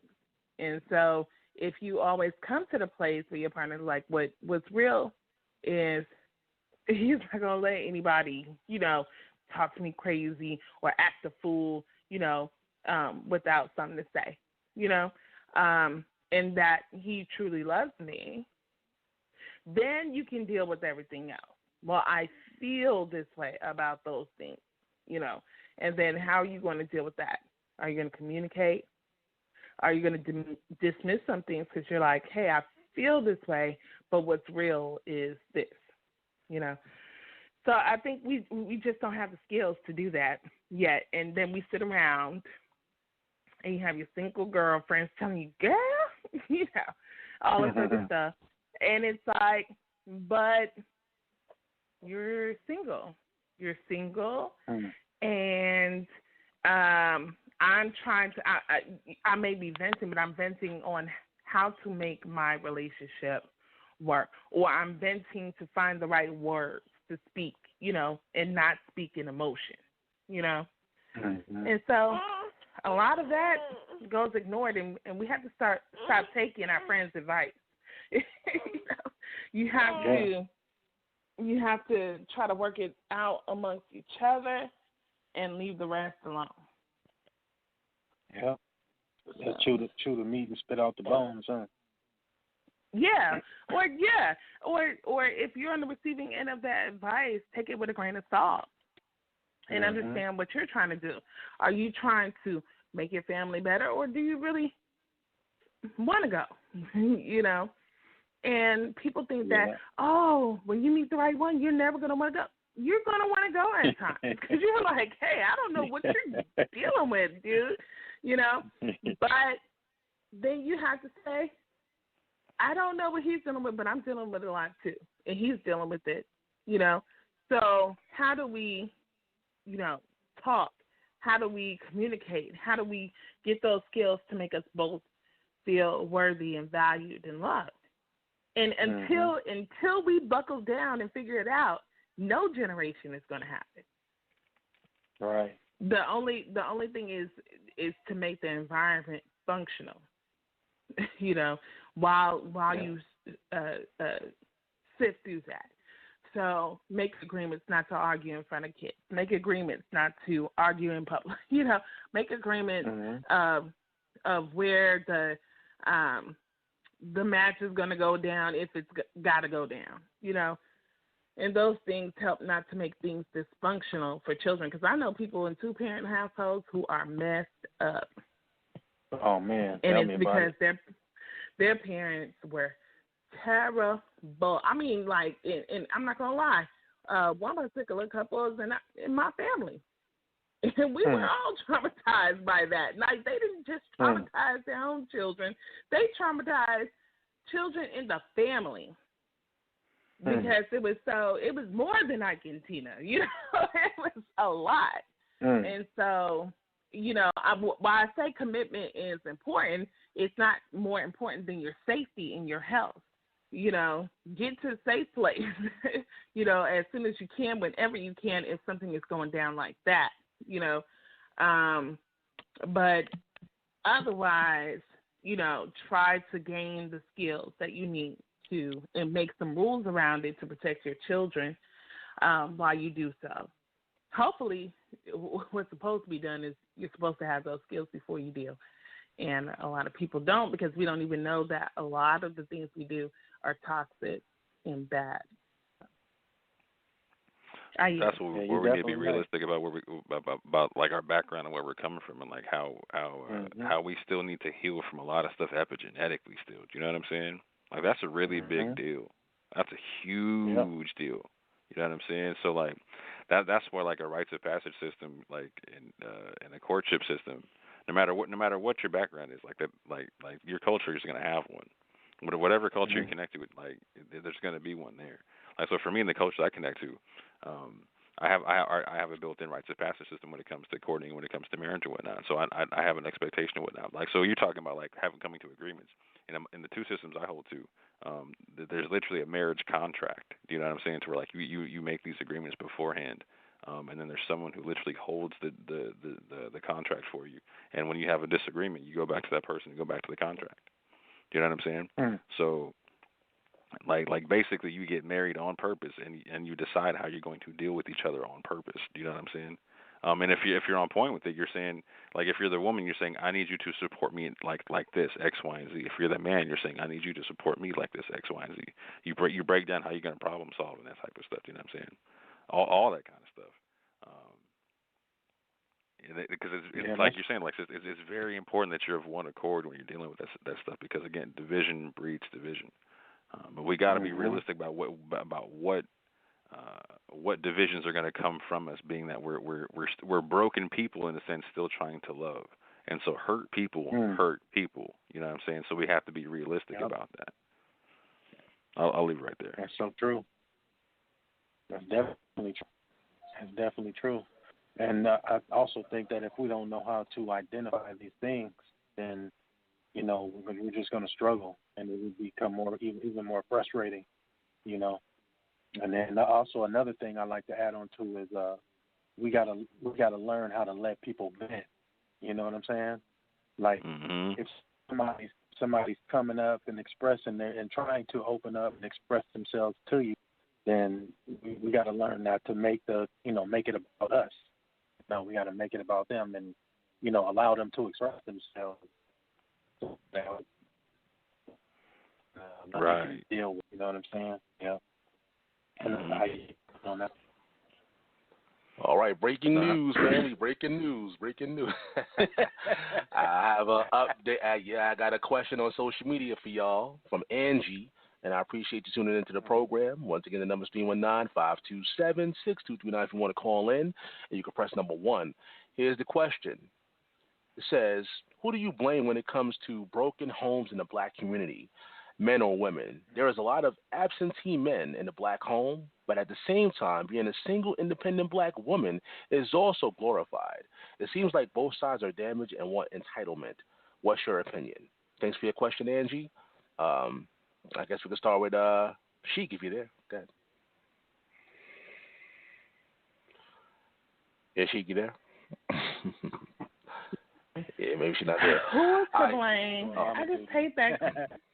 I just hate that question. Like, who I'm sorry, Angie, but you know, who's to blame? I think we're all to blame.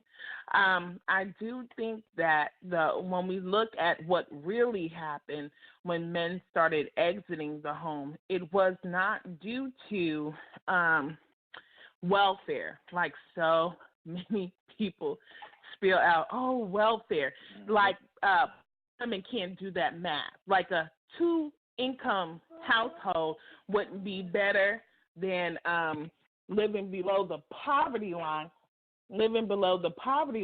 and receiving assistance and then having to answer to a government. Like, we can't do that math. Of course we know that a 2-parent household or 2-income household would be most beneficial. But yet we are sometimes as black women accused of being so ignorant that we can't understand that, and we would rather be on government assistance. When the reality is that the increase in poverty is what drove men out of the house. When a man can't feed his family, he leaves. Okay? Well, that's what used to happen. Now we have a new breed where they stay and then they assume the role of the child almost, and where they're like, take care of me while I figure this out, because of kind of like the desensitized, what is that called? Experience of being taken care of by a woman. My mama took care of me. Now you take care of me. And of course, women can't respect that. And of course, women do not come in with the skills of commitment or with the idea of commitment, but actually being saved and swept off their feet. And when that doesn't happen, it's a whole different scenario. And so everybody's to blame. Unfortunately, society creates pitfalls, creates things for our men that, you know, kind of inhabits them or gets them on the wrong track or has them starting behind. And then women react to how men react to what's going on in a negative way with a lack of patience. So we're all to blame. I just feel that the answer needs to be agreed upon, that you stick together. Mm-hmm. So I'll yield with that. I would pretty much mimic that. You know, that we're for the most part that we're all to blame. You know, because it just doesn't happen. Like I personally don't believe, nor like most of the people that I've seen. You know, especially as older people or the elders, when they left the home, you know, when the men were leaving the home, it was because they were going out trying to find work to support the family, you know. So I think it was it was pretty much kind of designed, you know, in a way, and you know, we kind of just feed into it, and then it just, you know, trickles down and starts affecting everybody, you know. So I think, like, on the surface, it would seem like the men are to blame, you know, but at the same time, we're all to blame, you know. And then I think it requires a little bit more patience because of the damage that we've been through, you know. And that's not that you just sit there and you just take the abuse or whatever's coming with it, you know, and you have people have a right to feel type of way about it, but I'm just saying, like, just you know, have a little patience and a little bit of understanding, you know, knowing that it just didn't happen overnight, you know, that it's been going on forever, and then the more that it goes on, you know, it just comes like a fire, you know, it just builds, you know, and then it gets to a point to where it's just like real ugly. So I would definitely say that it's everybody's to blame, not just one person. And I'll yield. Yeah, just wanted to chime in real quick. Angie wants to know which one of them is more prominent in the community, absentee black men or single independent black women. That's the question. That's a bait. Right? That's a so right off the top, I gotta reject the premise of the question and the framing of the question, right? Because both framings of both questions are trying to put one against the other, and so that in and of itself is the issue. Are we together or are we adversaries? If we're adversaries, her questions make perfect sense. But if we're supposed to be together, her questions are repugnant on the outset. You know what I'm saying? So I'm not trying to be disrespectful to the sister, whatnot, but like I'm saying, like there's if I'm with a woman, you know what I'm saying, like that's my partner, not my adversary. So if we are not successful, that's both of us not being successful together. That's not her fault. That's not my fault. That's our fault. If we make a kid and we don't raise the kid right, that's our fault. That's not. I can't blame that. I cannot blame that. Like when I used to go back. I grew up in a 2-parent household, right? I used to crack up when my parents were like, "Oh, you act just like your mother," or "You act just like your father." You know what I'm saying? It's like, all right, cool. Do you expect me to act like someone different? Like y'all made me with that person, right? Like what do you expect? Like so we got to be realistic about that. Like we don't. It's as a unit, we're messing up as a unit. As a unit, we're not successful as a unit. You know what I'm saying? As a unit, we have to recognize what's the responsibility we both have to each other to make each other successful as a unit. Yeah. Go ahead, Brother Moses. You were trying to say something, Brother Moses? It was just it was mostly duplicating what he already said, but I won't add anything else. I think he said exactly what I would have said. Mm-hmm. And not the same here. Okay. Okay. Well, I agree. I agree that as far as the failure of relationships between black men and black women, that both parties are to blame. But when it comes to absenteeism, fathers, there's no excuse for that. And I don't care, you know, like how much your baby mama is getting on your nerves or anything else. Absenteeism, fatherhood can be solved with people just making up their minds that they're going to be there for their children. And we have these myths about the court system. And I was very surprised when that whole ludicrous case came up with his baby mama, right, or mother of his child, you know, and she lost, and I was like, well, how did she lose? Doesn't it favor the women?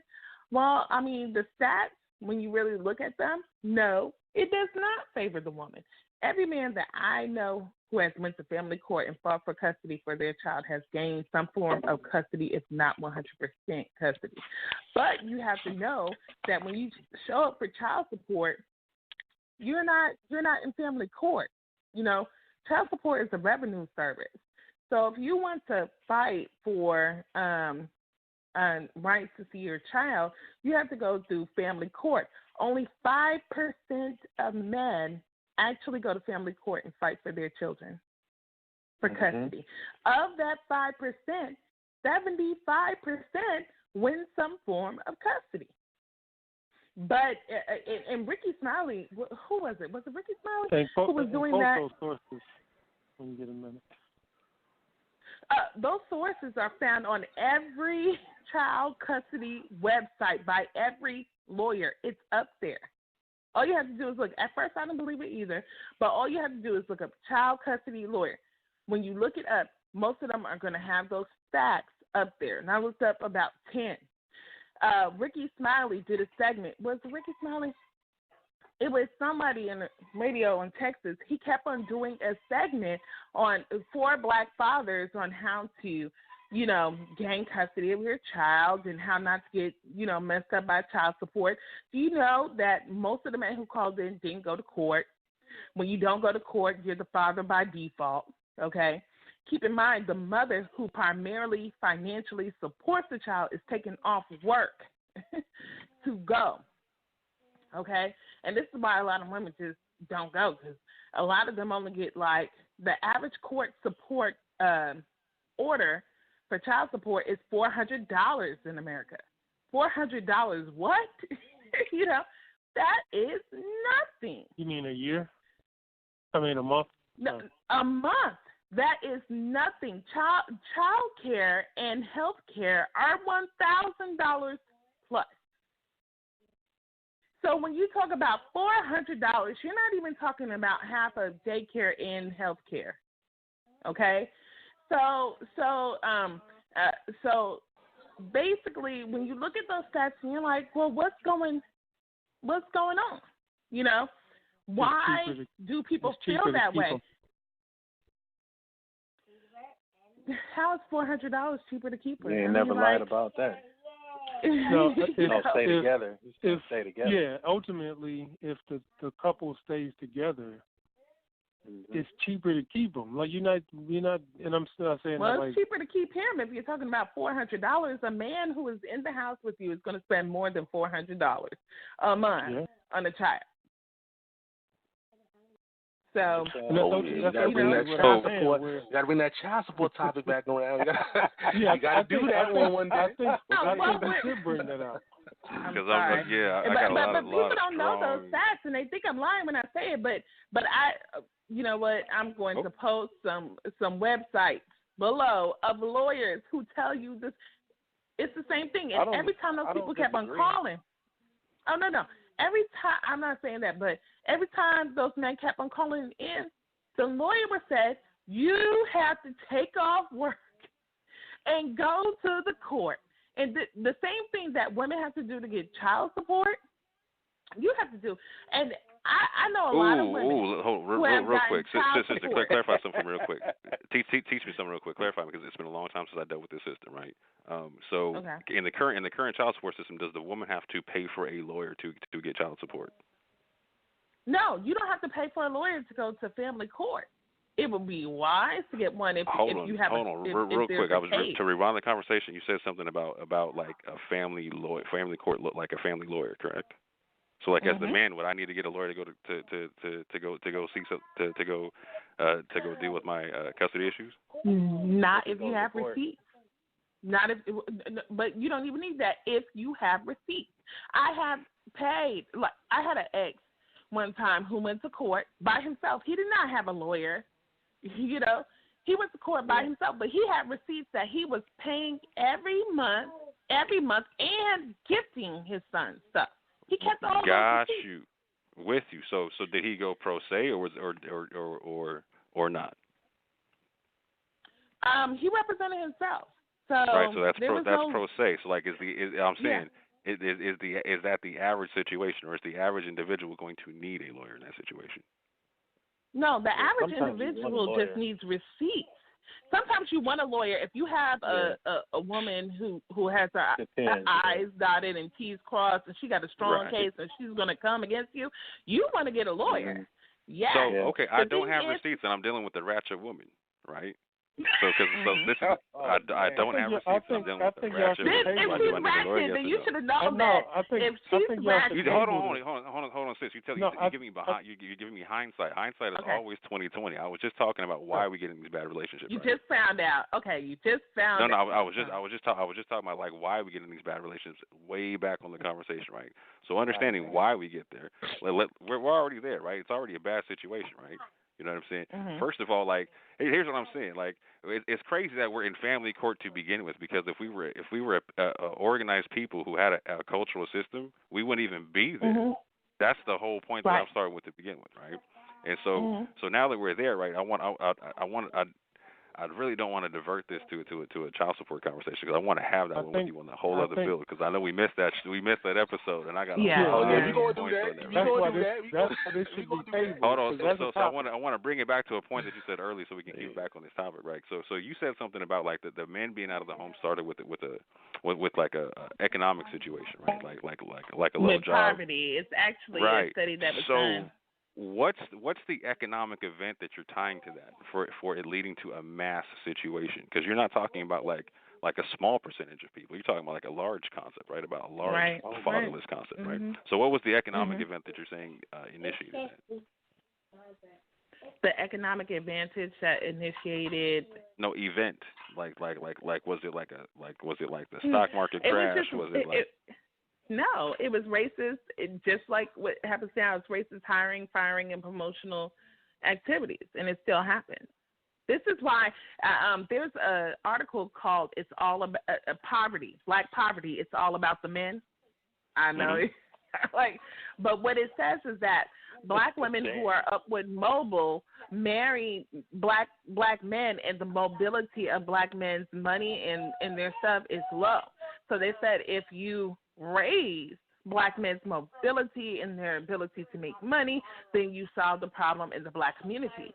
So you could be a Black woman who makes $60,000 a year. If you get with a man who makes 24 or even 30, 40, your income goes down. And so this is where I get woman-hating Black men who quote all these stats about how Black women are living in poverty.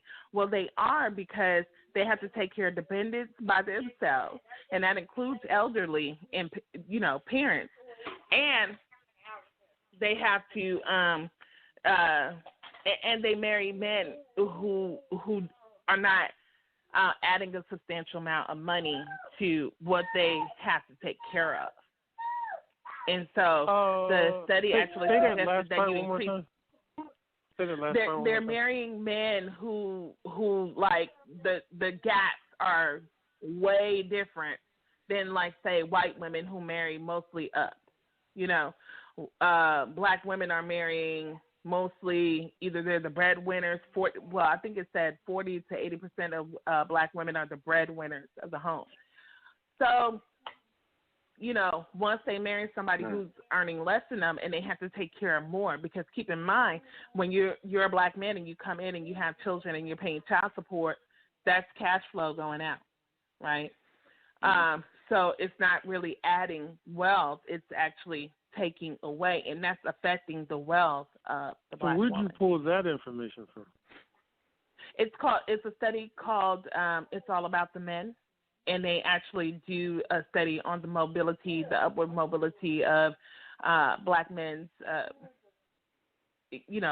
power to earn versus the Black women. And so, And so they said basically the results of the study is that if you increase the Black man's ability to earn, and it will better match the Black woman, it will take them in an upward trend, and we wouldn't have to worry about this. But, of course, we know who intentionally is being put in that through education, et cetera. I think when we talk about go ahead, sorry, my fault. No, go ahead. I'll share. No, please go. No, go ahead, brother. Please go ahead. Okay, I was gonna say our problem, man. I think our number one problem is that we focus on money as you know what I'm saying? I don't think we should focus on money. I think we should focus on more so on resources and community, And I think that's one of our main issues is that we've kind of adopted this ideology that money is like our saving grace. Yeah, money is a powerful tool, but it's not everything, And I know we always compare our lives to other people's lives, sister, the Greers, they going out on trips every 5 days, or every other week, they going out over to some extravagant place. So then we want to do those things as well. So we compare ourselves to that, I will tell you like this, my parents, my dad, he had a big family, 13 kids altogether. live on Monroe, in the boondocks of, Louisiana, they ain't never had no money. They had just enough to get by, but they was always happy. They was content. They had their food. They was doing farm and everything like that. And, they wasn't traveling everywhere. It wasn't really about money then. It was about, did you have a home over your head? Was everybody taken care of? Yeah, okay, we doing good then. You know what I'm saying? And I think in a community like that, nobody trips, huh? Go ahead, Brother Moses. Can I ask what made you bring that up? Who, me? Yeah. Oh, because she was saying the $60,000, the woman, making more than the man, and then I think that's one of those divisive devices, that kind of tear the family apart, and it animosity. I think if I heard her point correctly, I think she was bringing up a valid point, right? Now, using resources notwithstanding, if her point was that women tend to go into poverty more because if the man she was attached to and she produced children with is no longer around, and as those children grow, she has to be the primary caretaker for those children, and as her parents age, she has to be the primary caretaker for her parents. And if that's the case, on $60,000, trying to take care of an elder and a child when a man is not present can drive you into poverty. The same way that when you have a woman who lives in a rural setting who was in an agricultural setting and there wasn't really a community around her, and her parents were there, and her man left for any reason, and she had children and parents in a rural setting, she would still go into decay. And it's much more probable because nobody's there to take up the bandwidth. If that's her point, I think, and we way off of emotions or whatever we were talking about originally, the divinity, I guess. If that's her point, then I think that money notwithstanding in principle, that woman going to fall into decay, and that's going to cause her to possibly make other rippling decisions. Was that the point that you was making, sis? Because I understood it. Go ahead. Absolutely. That was the point that I was making, is that we cannot move forward. We cannot, pass on wealth to our children and things of that nature without each other. And when we don't have that, because society is, denigrating, if that's the right word, our men, then we end up in a circumstance that we could be making $80,000 and then still have to come up with how to take care of everybody else, and that's the problem. Yeah. So what are we gonna do about that? So. Yeah, I was basically just talking about I thought that you were tying that into why, that question that the sister asked, about whose fault was it leaving, the man or the woman, No. It's everybody's fault about leaving and not developing the relationship, but the causes as to why has much to do with what societal pressure. And so we can all develop a stance where we're going to stay together, It doesn't matter. But we do need our men to get on board to say, hey, we need to get rid of the obstacles that we have, develop a trade, get your education, things like that. So that way, or be an entrepreneur and be for real about it, not that you're selling T-shirts, but that you are actually have a whole plan and vision and making steps to achieve that, which is a plan. Because I know when I went to college, there were a lot of men who was talking about their dreams and visions and goals, but they were selling dreams. That's what we call selling dreams. This dude is selling dreams. But he had not made steps or to solidify his plans. And so this is how we guard our daughters and saying, okay, this is a good goal, but what steps has he made to solidify this plan? right? And so that makes it a plan, not a dream. Okay. Right. And it's just like when I hit 30, I met a lot of men who's like, well, I want to get married. Selling dreams, because that's not really what they was trying to do. They just knew I was a woman of a certain age and they was going to start talking that, because that would pique my interest. So we have to start qualifying what people are saying by real experience. But however, yes, if our men, first of all, our men are taken down in education. Okay, that's something that I'm working to change now. The school to prison pipeline, all this type of stuff, the discipline data and everything, which parents don't look at. And parents are the consumers, and you have the power, but you're not looking at that.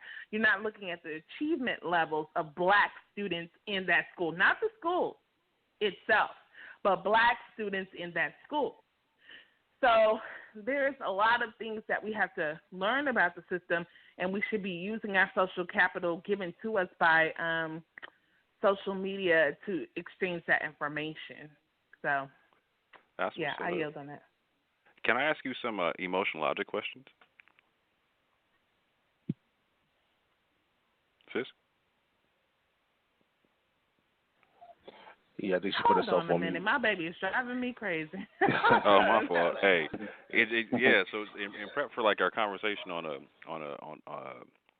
child support, etc., I want to know if I could ask you a couple like emotional logic questions so I could understand the logic behind how you feel behind certain things. So that's what I was asking about, like the economic event, etc. So you were saying that you felt like it started from like the men not being in the home, and the economic event was based upon like racism, etc., whatnot. So are you basically saying? So I understand you're not. Are you basically saying like it was integration that was like the economic event?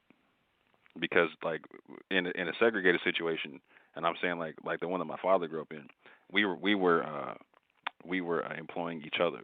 You know what I'm saying? We were like kind of like in our own spots doing our own thing and whatnot, and we were able to amass our own wealth. Like my father's people were able to, for instance, like his grandfather came over from one side, came over from Ohio with some brothers or whatnot, and they bought a whole bunch of land up in Alabama. You know what I'm saying? And they made it to where like they brought a whole bunch of family down, and everybody had a patch of land and all kind of stuff. You know what I'm saying? They were only just dealing with each other. You know what I'm saying? They were saving with each other. You know what I'm saying? Doing all that kind of stuff. But it was a segregated situation. Like my father, like, so you're a principal, used to be a school teacher. My father went to a segregated school or whatnot.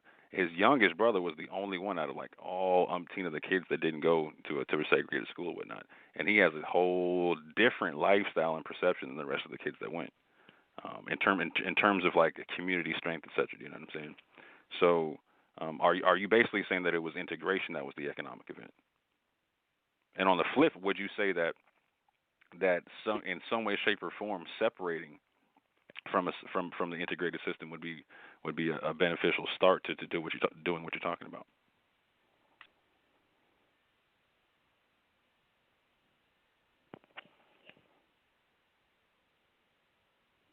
And she probably got to be mom right now, so no worries. We'll pick that one up when mom got to stop being on the job right quick. You know what I'm saying? But to the brothers, real quick, I'll put that question to y'all. Do y'all feel like integration was like a impetus for what she was talking about?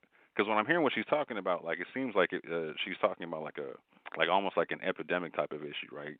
So it seems like something that would have snowballed over time, or there would have been like a snowball starting an avalanche or something like that. What y'all think?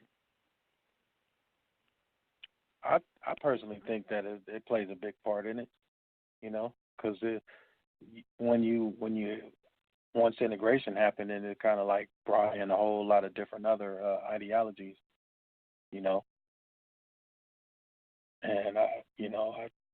I think it played a big part in it, personally. I'm back. I'm sorry, I had to step outside. Hey, no worries, no apologies. Yeah. Okay, continue. I'm sorry, I haven't been listening. Go ahead. Oh yeah, so I wanted to ask you a question. Like, so you were talking about like racist economic practices, kind of leading towards like the snowballing of the fathers being out of the home, etc., like the economic event I was talking about. So I wanted to clarify and just understand like the logic behind your any emotional situation. So are you saying that integration was basically the economic event? Because basically when we were segregated, we were employing ourselves, and we didn't really we didn't encounter these racist employment practices until we had to go compete in an integrated system. And on the flip, and just if I'm right or wrong, on the flip, are you saying that in some way, shape, or form, stepping back from that integrated system a little bit or something like that is like a step in the right direction? I think integration policies were a part of it, but integration wouldn't have been a problem if things were fair, you know. So, for example, when we look at a black grocer and a white grocer, they were being charged two different things, right? When we look at homes, you know, there's a clip that my brother Eric Haylock is sharing about how D.L. Hughley lost hundreds of thousands on his home simply because he was black. And that was justified because they're hiding in the home market supply and demand in what Caucasian people want. What they want is, you know, something that we can price high value, and they don't want to live around black people, and they don't want to live behind black people, right? But of course, we have new people, and this is why gentrification is actually working so well. We have new millennials who are like, I just want to own a home at an affordable price. Well, the reason why it's affordable is because black people live there and nothing else. It's the same house you would get somewhere else. And they're realizing that, and they're like, we don't care about living around black people because they've been raised a little bit differently, right? So they stampede somewhere, and then they say, oh, the supply has gone up, and then it edges everybody else out. So now I can't afford the same house because I anticipated being promoted. You know, this is why I had to pray on any type of promotion that I would receive, because I saw people waiting 9, 10 years, and we talked about this on the education issue, how we have so many, especially black educators, with higher education still in the classroom. Mm-hmm. You know, so I mean, it's still going on. You know, and right. There should be policies to prevent, you know, if it's the same house, it should be worth the same no matter where it's located if we're not doing racism, right? But we're just not active enough in the process, which unfortunately a lot of the conscious community tries to peel people away from that process. Which I'm not saying that the process is 101%, effective. But, you know, getting involved and finding out more about how it works and how to move it, it does work for certain communities. And I could say Dallas, in certain places, you see it. You see affluent black communities making differences about how they are governed. Mm-hmm. Faith Johnson was the DA in Dallas, and she was a black woman. But she got voted out real quick because she was handing out like 75 years in jail. You know, I mean, to everybody. You know, it was just like she was filling up the jail, and people knew it, and they voted her out. And so even though Texas is a red state, you will see Dallas, you will see Houston, you will see the border cities, you will see Austin, and I think San Antonio all turned blue because that's the majority of where we're at. It's all those out-of-line country places, you know, that you'll see red. So. Mm-hmm. So, as a black woman, like, so I heard you recognizing the whole economic issue that black men face in this country, right? Like, so I'm asking, is your advice as the black woman for like, so are you saying so you recognize that you said that if integration was fair, it would have been okay. So recognizing that it wasn't, right? Are you saying we should still participate in integration? Should we separate, or is your advice just to participate better, like in the system, like, What's your advice to me as a black man? Go ahead. To participate better, but we need to have an alternative. You know, I listen to black men day in and day out urge people to get away from this system, but you have no alternative. So what's the alternative? Are you building an alternative? You know, can I ask a question? Mm-hmm. Would the alternative have to already be built for you to participate in the alternative? Absolutely. And when you have a child involved, yes, that has to be the case, because how am I going to secure a future for because it's not just about you, you know? So how do I secure a future? Are you familiar with Harriet Tubman? Yes, I am familiar with her. Mhm. Like, using that same principle, like, Harriet was different. I mean, historically, she went to outside of Albany, New York, already secured 27 acres of land before she began to take those trips. But how would she convince you that the land exists for you to already conceptualize the plan to want to leave if you didn't physically see the alternative? Would be one question.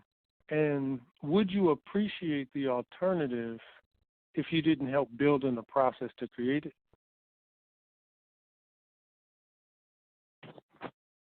I think, yes, you can appreciate an alternative as long as one is presented. In many instances, one is not presented. And then if it's presented, when it's questioned about the, security of it, and perhaps in ways that that person has never thought of, it is instead rebuked instead of saying, you know what, I didn't think about that. You know, that's something that we can add if you come with me. We can do that together. See, that doesn't happen. It's either you agree with me or I'm going to stomp you down. So now, the thing about Harriet Tubman, though, is that what she presented was freedom, and she knew how to get it, and she already got it. So this is not like a guess. You know, she's done it. She's been there, and freedom itself should be motivation. But there was a place for them to go. But if you didn't see the place, like, how did they know? How did they know? They had never been there. How did they know there was a place for her to go? How would anybody know? Free and coming back to them and coming as she pleased, something that they were not privy to do. So I mean, they could have came up with 1,000 different reasons why that was possible. But they still never saw the place. Right. I mean, I think that's the way the mind works. Like, when you don't know, you kind of make it up. But you don't really. I'm saying that, but today that it is possible to know. Today it is possible to paint a picture, to put a presentation together, to say this is what we're doing and we want you to join us. I mean, this is happening in certain places right now. So, I mean, why not do the work? Why not be professional? Why not understand that people have families and things that they're banking on, and they don't want to uproot, move, and then have to start all over again? Because that has happened. So you're saying as long as it's presented, like it's in a format, you can see it, you can understand it, it's documented, you can physically have a copy of it, and with all of that evidence, you're saying, hey, I'm more probable that I can. As long as I can get these questions answered and get more surety, I'm all willing to join. Versus you don't have any of that, and you're telling me, okay, I got you. Right, but here's the thing. We're capable of doing those things. We're capable of looking at what happened to Black Wall Street. Well, what could have changed that outcome? And analyzing that and coming up with those securities ourselves. I mean, if we're not going to look at the past and say, hey, Black Wall Street should have traded with international folks. Black Wall Street should have insurance everything up to the wazoo, so that way if they fall, everybody else falls. They did, but in fact, they did insure everything, and they rebuilt Black Wall Street afterwards. What killed Black Wall Street was integration. Mm-hmm. Yeah. Oh, okay. I wasn't aware that they rebuilt it, and it was thriving just the way it was before. Yeah, they rebuilt it a few years later, and they were thriving one more time. But again, when integration, so the economic powers to be recognized. Oh, when we force them to do business together, they do business together really, really well. The dollar circulates. So let's incentivize them to not do that, right? So like again, the concept of black ice became or white ice became colder than black ice during integration. Is it integration or what each was able to offer? Like I gave the example of the black was Black and Wall the Street white prior grocer. or post integration? So we were able to. Like, It was so prior look at the situation. too, but we could only go there. We only had the choice to go there. We had multiple Black Wall Streets. So if you look at it, we had multiple black cities during this time period, right? And so that are separate, like we're thriving on our own, doing our own thing, right? And so I'm saying, like, so we're amassing that wealth prior to integration. Go ahead. We had to be on our own though, because we could not integrate. That's the point. So the separation. No. The point is that once we integrated, the black grocer was driven out because they were unfairly given not retail prices but wholesale prices, and therefore their retail was higher than the white grocer who was given a discounted. Slow down. Hold on. I hear what you're saying, but you got to you can't jump over what I just said though. So I said that Black Wall Street rebuilt itself, right? With insurance money, because they were the insurers. They insured themselves, okay? They didn't go to some European people to insure. They insured themselves, right? So when integration hit, they chose to stop circulating the dollar with themselves, right? Because they could. Beforehand, they had literally no choice. Hence, they had no choice but to succeed with themselves, right? The moment we had the ability to go outside of ourselves, we chose to do that. So why was that? That's the question, right? Why did that happen? I think she answered that. Yeah. No. Because she's saying instantaneously that white people started treating us crazy in the economic market. No, we had our own economic market. We had our own. We chose to chop up our own. No. I don't. If I heard her, hold on, sis. If you don't mind, hold on, sis. If you don't mind, we created the car before the Model T. We were killing it in the economic market. Hold on. I think I don't want to hurdle over her point, because I think what I heard her say is if we did trade with ourselves, and I came in the same thing I was buying for you for $10, they collaborated together, sold it to me for $1. Now I can buy more of that because I have 5 miles to feed. And if that happened, we would not continue to trade with each other. We were undercutting them when it came to prices. This is how we were killing it in the market. They never undercut us. In fact, they instituted unions. To take us out in the labor market. I'm saying the dollar amount, the value of the dollar stretching was her point. I'm only repeating what I thought I heard her say. Right. So here's what I'm saying. So going into integration, here's the question: why didn't we keep circulating our dollar with each other? Simple question. She answered that. We would have to believe that we just wanted to be so, that we were so conditioned, like we just wanted to deal with these people, and I don't believe that now. I went to HBCU and I studied business, and then I went into economics, and what they tell is that we were not undercutting them because we were getting cheated by racist people who were trying to do business with us. It still occurs today.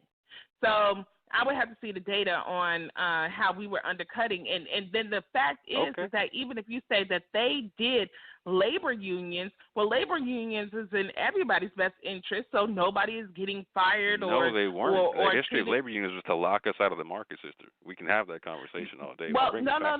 The labor unions was to lock other people, and it still is being No, not used other that people way. lock us out. They were created to lock us out of the market. And it's still being used that way to lock other people out. That's what I'm saying. So how is this a good thing? It's a good thing when you come on that other side, and then bosses and institutions want to do you any type of way, which they have done, and they still do, and people are still fighting today. Texas is a non-union state. I keep hearing you say that we never integrated properly, so I'm trying to understand what's the benefit of the integration. The benefit of integration, if if it is done fairly, is that you have access to make more money than with the population so you're that saying we have if. now. Well, you're saying if, but you keep saying it's unfair to this day. So I'm asking you, Queen, what is the benefit to it? These policies still continue to this day, which makes it So why shouldn't we go back to us. separating, right? Because I'm saying there was a point in time where we were able to rebuild blowing up. Hold on, real quick. We were able to rebuild blown up cities because we were our own insurers, right? We stopped doing that. We stopped doing that. We stopped. So why did we stop buying insurance from ourselves? Because when you have when you have a pool, look at insurance itself. Hold on, can I read? Hold on, before you answer that, sis. Hold on, before you answer that. Go ahead. That's the same thing as saying there's a 3-bedroom apartment for $1,200 that's black owned, and there's a white 3-bedroom that's just as nice for $400. That's why that didn't historically happen. That's what I'm trying to tell you, fam. Like, y'all got to give me the facts on it. You need more people. I'll supply what I'm saying. Can you point to a time frame where that happened? Hold on. One at a time. I'm not saying it did. What I am saying is I believe that that's what she's saying. Got it. Here's what I'm saying. I'm saying I can factually point to the time period. I can bring up company names and all that we were selling each other insurance and buying it to the point where we could rebuild a blown up city, right? I'm saying that was cheaper than the hold on real quick, and I'm saying I'm saying historically the facts of the matter that are on me to prove at a later date, right? Because you thought we can bring it up later, right? Hold on real quick. I'm saying the facts that I'm saying are on the floor are. Hold on. What? But we can look at the way insurance works itself. When you talk about 40 million people versus 100 million people pool, right? You're ultimately going to pay less to even be able to build up, and that is how they were doing it. That's basic economics. Because yes. That's just supply and demand. See, this is the same way that they're doing the housing market, real quick, where white people want to live. Why we were able to produce things cheaper. We grew them and made them ourselves, right? We did everything in-house versus outsourcing anything. When you look at how Europeans do stuff, they outsource everything. That's why we were able to undercut. But then we have a problem because now we're blaming it on mindset that people just wanted anything white had to be right, and that's not true. I believe that's people what it did was. enjoy. I believe that's what people enjoyed their economic freedom, and even when we look at the teacher union, when integration happened, they did not want integration. They wanted desegregation. They wanted access to resources. But what happened is 50,000 educators, teachers and principals got fired immediately across the nation. That is not what they wanted. They wanted access to the same resources. They wanted their kids to be able to go to their schools if it was in their community. Do we need that, though? So real quick, I want you to tell me why something do we need that? Because if I want to give, okay, so clearly we don't see what schools without resources look like and schools with resources look like. Schools with resources look like technology. They're learning the latest things. They're up on the up. You know, their parents have abilities to, come in because they're not working 2 or 3 jobs. If we funded schools equally and allowed everybody to have the resources that they could that they should get for children and not punish them based off of what their family making or the devaluement of property value. My house is the same house as people in Highland Park, but theirs is valued more because white people want to live there, and that's supply and demand, and that's the same thing that took down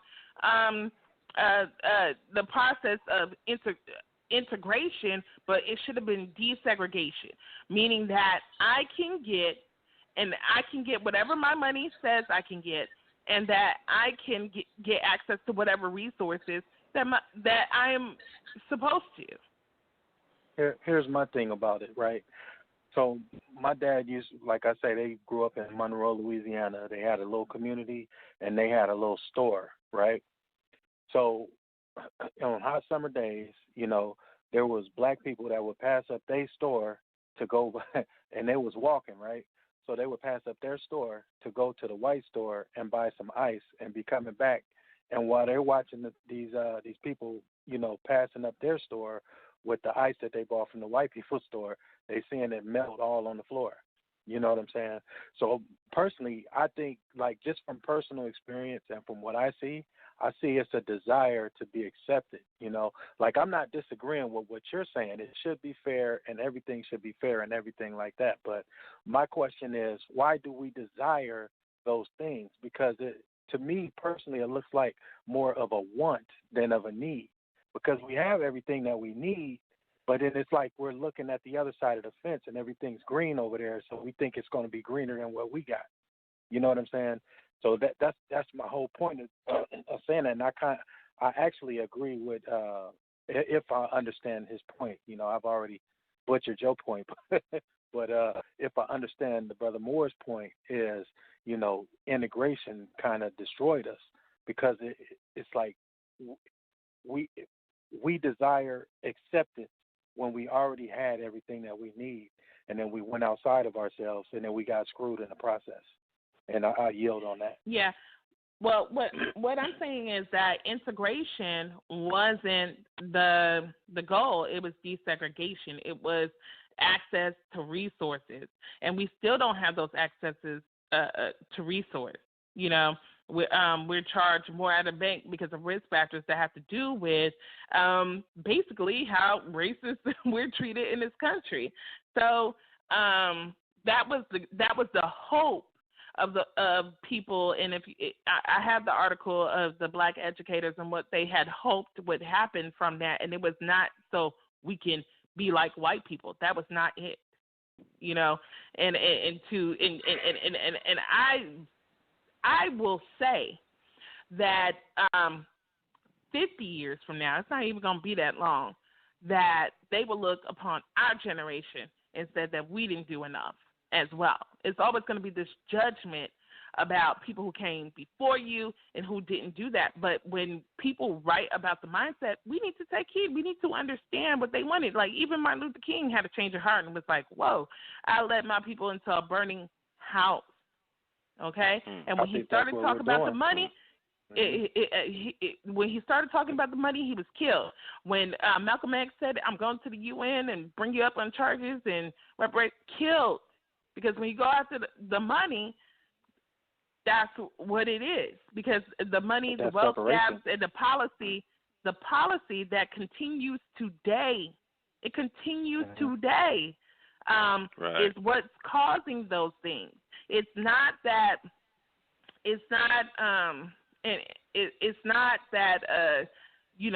we can't compete. People don't want to compete with us. That's the problem. You don't even want to compete with us. That's why you won't tell. That's why you won't tell history from a multicultural view.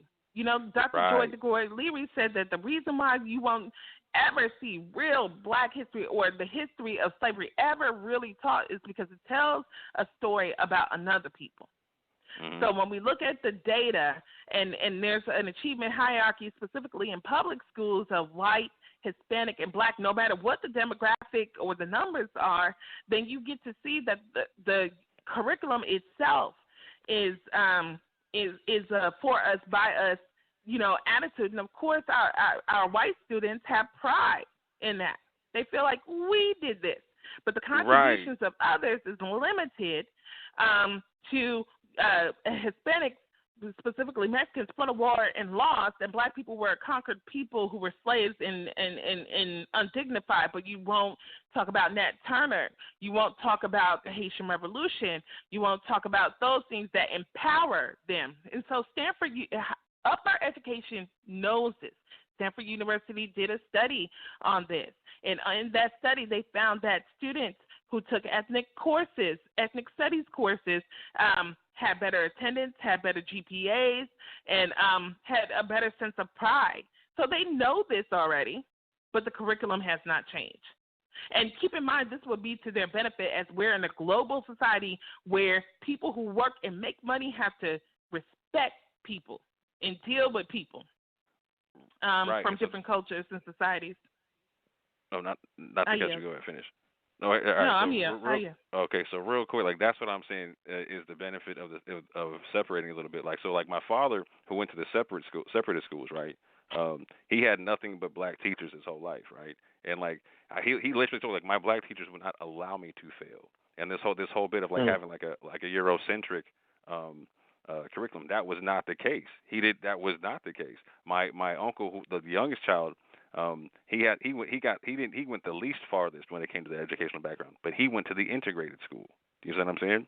And so this is what I'm saying. Like, to me, the value of the black woman in the conversation is the fact, like, so men deal with conception, women deal with inception. You want it's like if you build it, they will come, right? I love that aspect of the black woman. Like, if it ain't tangible, I don't know what you're talking about. You know what I'm saying? So in that concept, if I respect what you're saying about bring me a plan. I at least need that, right? So would you, as the black woman, be more adept to respond to me bringing a plan of us separating, or me bringing you a plan of us integrating better? More or both? Sorry, just for I think it would have clarification. Just for clarification, when you say separate, what do you mean? Do you mean like physically, like pick up and move away?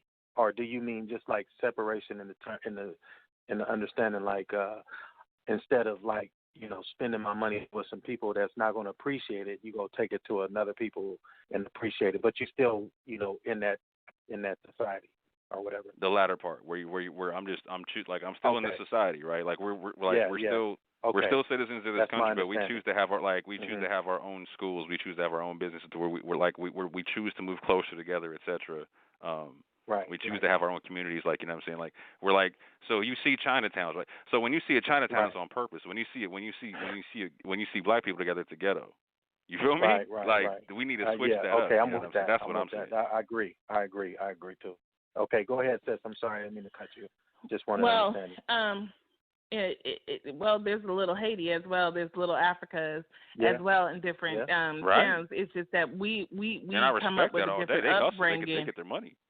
That's what they're supposed to do. That's right. I'm talking about emulating but they don't understand. Yeah, and that's nothing wrong with that. But they don't understand the upbringing of an African American and what they're dealing with and the mindset that they have to overcome in order to be that way.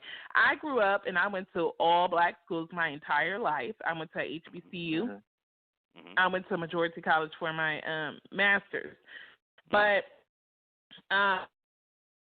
empowered by those teachers. I was empowered by that, but it's also where I got the information that we're not on a fair playing field. So I would say until we can get curriculum change, yes, you do need to educate your children in black schools.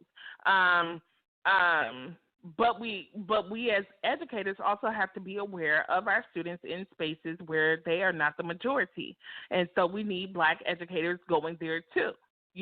Where we see a lot of black educators flocking to is to the black schools to coach and to teach and stuff like that. But then our black students in majority spaces get ignored. And those are the majority of our, collectively, a majority of our people who then set their standard and their aspirations towards assimilation versus having pride in themselves, right? So until we can, we have to educate ourselves. We have to educate our children until it could be so powerful if black people said, hey, we need to remove our children because attendance is a part of the money game in education. Remove our children until you start talking about us. Only 8% of the curriculum talks about people of color. Why do we have to go to the movies to watch Hidden Figures and learn about Katherine Johnson when there's a natural real world problem on every unit of an Algebra 1 textbook, right? So, Go ahead, we have to start demanding those things, and black parents just aren't at this time. The one black mother who spoke up about slavery being called immigration, that happened in Texas. But black parents need to bond together and say, hey, talk more about us, talk more about this. Black educators, we have come together in Texas, and we got a petition going about teaching the truth about slavery. It was so many signatures on there, not just black educators, but white educators, Hispanic educators were on that thing. You know what happened? Nothing, because we're not the consumers. Although we are parents and we have children in the education system ourselves, we are not the consumers. We need parents to cry in outrage and together to say, hey, this is what we need. And if we're not going to get that, we're going to start removing our kids from these schools, doing co-op, doing homeschool, and leaving that hole in the economy for you as you try to do this. So, but that's not happening because people need babysitters. See, we don't have two-parent households, so we don't have a parent that can stay home. We don't have that one person in the community that everybody can get behind and fund because people's funds and economics are low because people have not made the decision and commitment to stick together. So, okay, there we go. I like that because we haven't made the decision to stick together. So to me, that's the overarching point. Exactly. Because we got like $1 whatever trillion in the public. It does start spend. We don't spend it with each other. Definitely. We don't circulate with each other. Yeah, hold on, family. Hold on. Let me jump in real quick. We got a caller, actually. We only got a few minutes left on the air, y'all. Like, great conversations. We got a lot of topics out of this one conversation tonight. I know, that's we get touched on. Definitely. Well, let's get this caller right here. Hold on. Let's go to 864. You're live, 864. Peace and power. I think it's safe for me to say black power. This is your brother Equanese. What's going on? Hey, what's happening? How you doing? Peace. Peace.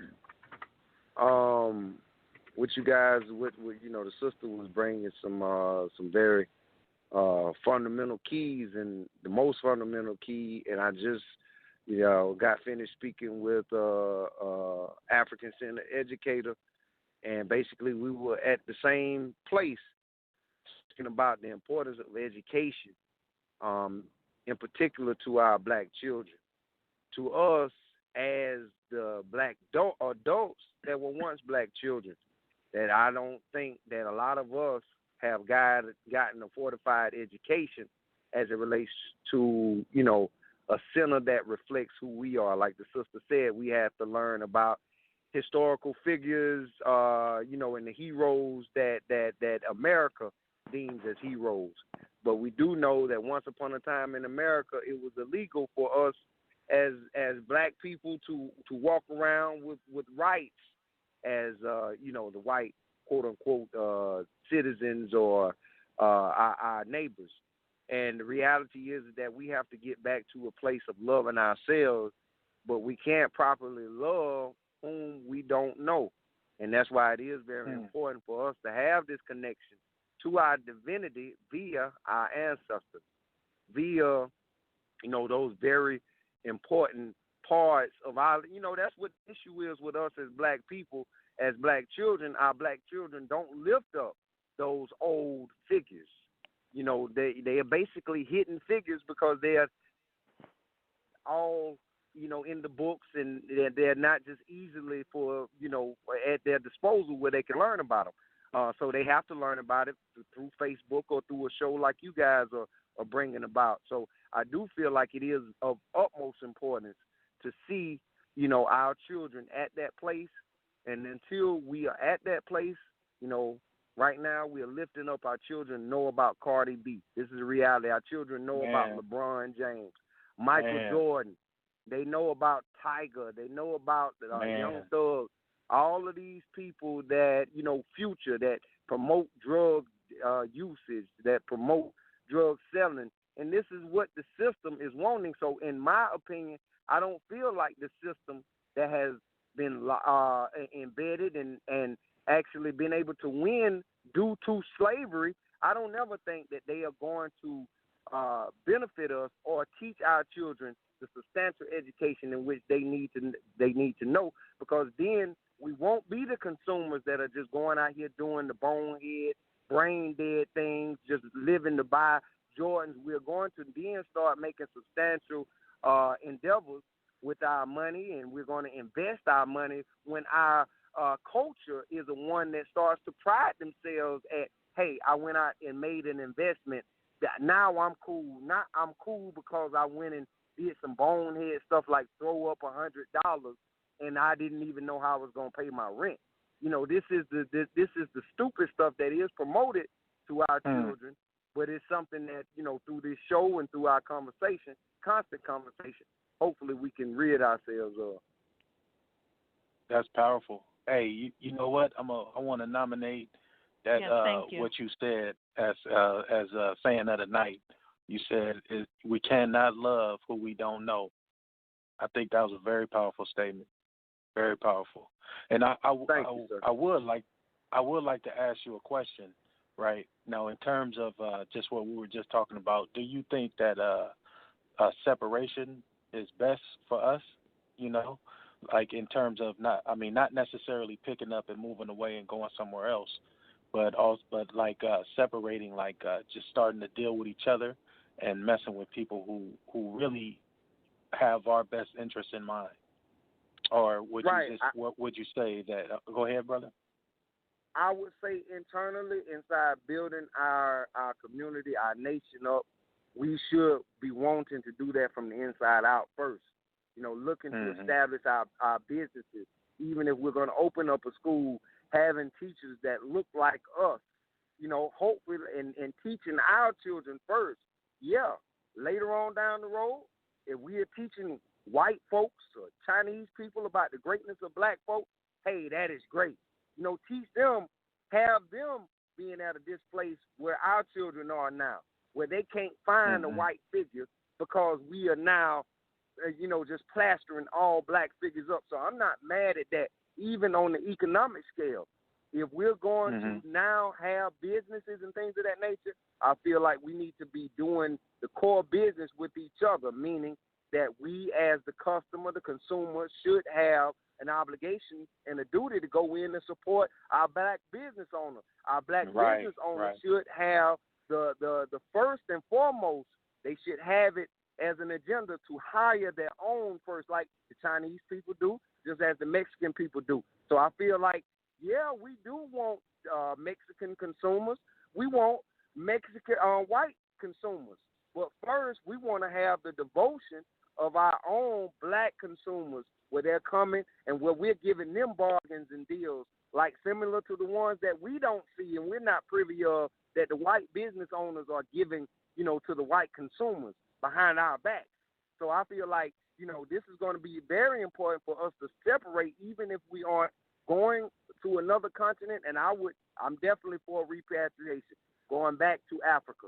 But those of us that can't, you know, we still can separate via the mentality, via the miseducation, as the sister spoke of. We can separate ourselves from that to now start maybe even educating our children at home, maybe even starting to, rather than taking your children out, looking for, you know, an institution or looking for a fast food restaurant to feed and sustain your children. Hey, let's go, you know, raise your own cows, you know, going out and planting your own garden. I think these are substantial, sustainable conversations that would benefit us if we choose to stay here in America or even if we choose to, you know, go abroad. But I think us, and just to wrap it up, I'm sorry, but just us as the divinity ourselves, looking at that as being the asset, because we all are reflections of Natel, of God, of, you know, the great creator.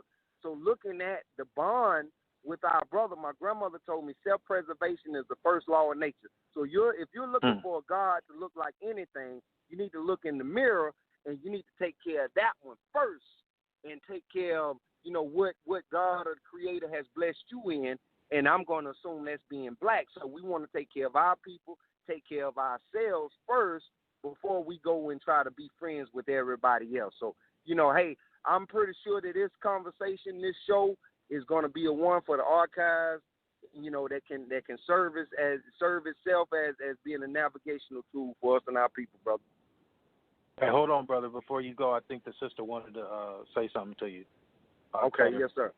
Sorry about that, Sister Sheek. Go ahead. No, I was just saying thank you for your comments, and you know, I do think if we can't get a fair share, then we have to agree on how to proceed internally into where the systems involved will have to take notice. And if they're not going to do so, then we have to serve ourselves. But that takes people committing to us. You know, I taught at a black school in Dallas, Carter. Y'all may have seen the movie, and the community is so strong. The alumni is so strong behind that school. You just know it's not going to fail. But we need people, and they have a vigilante team that's looking at the data, that's looking at where the money's going, and everything like that. Now, keep in mind, my school in my high school in Colorado fell because investors came in, and so that's another thing. Investors came in and they infiltrated the school system, and it got them to close that school down and open it up again as something new, so that way they could sell those houses around there. And so we have to understand what's going on in the system, and then we need to respond in a way collectively, and in a way that that lets them know that, okay, you don't have to miss our dollars, but you will be missing our dollars if that's the case. You know, when I went to HBCU, there were people who was like, why are you going to HBCU? Because I'm going to HBCU, you know, and they educated black children, and not just black children, anybody who attended, on the system put in place to put us down. But we cannot effectively destroy a system while still participating in it. Send your child to that neighborhood school. If everybody does it, then that money is going there. Then the prestige will come back there. The spirit will come back there. But that's not happening. So we can't even get right now black parents to agree to send their kids to the neighborhood school where everybody lives to fund it. So I do agree to an extent with Orthodox Moor that there needs to be some sort of separation in that we are supporting ourselves, that we are saying, well, if you're not going to serve us, we must serve ourselves, and so we have to exclude ourselves here. That's when we exclude ourselves, when we're not being served. And the data supports that we are not being served in education, in medical, in economics, in legal, and everything else. So until we do have to look at our establishments. The problem is that we have black people who distrust black people. If I send my child to the black school, what happens? You know, and again, I have family members like, oh, they went to the black school, so, you know, their teachers and this body works for corporate America because they went to the white school. That's not why. It's because of the availability of funds to fund the education. So when you have your parents paying for everything and your rent and your this and that, so you can take internships in other states and work it and, you know, take hold of those opportunities. And that happens at a black or a white school. Unfortunately, in most black schools, you cannot fund where you live and fund another place and fund education, you know. So therein lies the problem. So we just have to, you know, understand the systems, demand what we need from them collectively, and then separate collectively if we cannot get our needs met. So.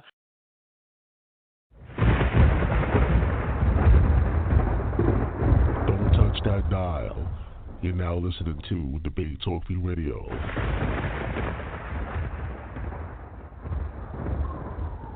All right, family. We only got a few minutes left in the air, so I want to make sure that everybody get their last words in before the time runs out. Again, I appreciate all the co-hosts of the program. You know, we added more people to the show to give you guys more content, you know, more information. So, of course, I appreciate the new additions to the show, making it bigger and better. So, once again, looking forward to the future segments of the Social Hub, the brand new segment on Debate Talk for You. Let's get some last words, though. I mean, we already Elijah Moses is gone. He left already. But let's go to Vinny. Last words. Who? Vinny D. Vinny D. Oh, okay. Yeah, I just want to say thanks for everybody for listening. Thank you, Sal, for the platform. Also, thank you for everybody that participated, Brother Moore, Sister Sheik, Brother Moses, Sister Jennifer, and also Sister Reese. And I know that divinity word kind of has all kind of different connotations, just like every other word. But I definitely agree that togetherness between the man and the woman creates that one supreme divinity. I mean, not saying that we're the most high or anything, but just to bring us back to our divinity. And I also agree with everything that was said on the panel. I really do think that one of our main problems is like a desire for acceptance. And until we lose that desire for acceptance, and when I say a desire for acceptance, just looking at basing it off of what we see, say BET awards versus the big time awards that the white people have, or we got a basketball league, or you want to go to the NBA, the old Negro League, or you want to play in the MLB. We always have what they have, but we always want to. There's like the desire to be accepted, and I definitely think that until we shake that desire and we get back to our own communal roots and focus more on what we need than what we want, then I think that we'll have a big problem getting back to our divinity. Anyway, peace and blessings to everybody, and shalom to you guys. I appreciate you, Vinny D. Let's go to Orthodox Moor. Last words. Yeah, shout out to the panel, shout out to Sal, and shout out to the Queen that came up with the topic. I think this is a great topic that we talked about tonight. Even all the side topics we jumped into. I look forward to finishing those conversations and whatnot. Again, I come from that tradition to where on the masculine side, we should understand that wisdom is a feminine principle, and then also the concept like the Most High doesn't recognize you until you're at an understanding of what your woman needs. And so no matter what tradition you come from, you have some kind of rites of passage, some kind of information that you can cling to that breaks down this relationship between man and woman in a divine way.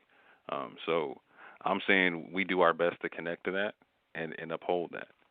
And we should definitely, on purpose and with a purpose, start redevising our own rites of passage for ourselves and for our community. But with that, I say peace to the panel, peace to Sal, peace to the Queen who came up with the topic, and peace to the chat. This was a great conversation. I'm glad to have been a part of it. All right, man. I appreciate you for coming on the platform. And last, we have Sheek. Last words. Principal Sheek. I'm going to call you now. Principal Sheek. There we go. I want to say thank you to the panel. It was definitely a great discussion. Unity starts in the home, but it's enforced by the community, and we need to first master that and become used to being accountable to one another. And then after that, commit to sticking together through our obstacles and through our problems, and understanding that we still have yet and we still need to acquire the skills to build, something that was taken from our ancestors over and over and over again. And then when we're not being served at tables, we need to have the strength and have the unity to be able to say we're not being served at this table. It is detrimental to us, and we have to move together to create a table of our own that we can eat at. So with that, I say shalom to everyone. Thank you so much for everyone on the panel. It's great to have enlightening and progressive conversation.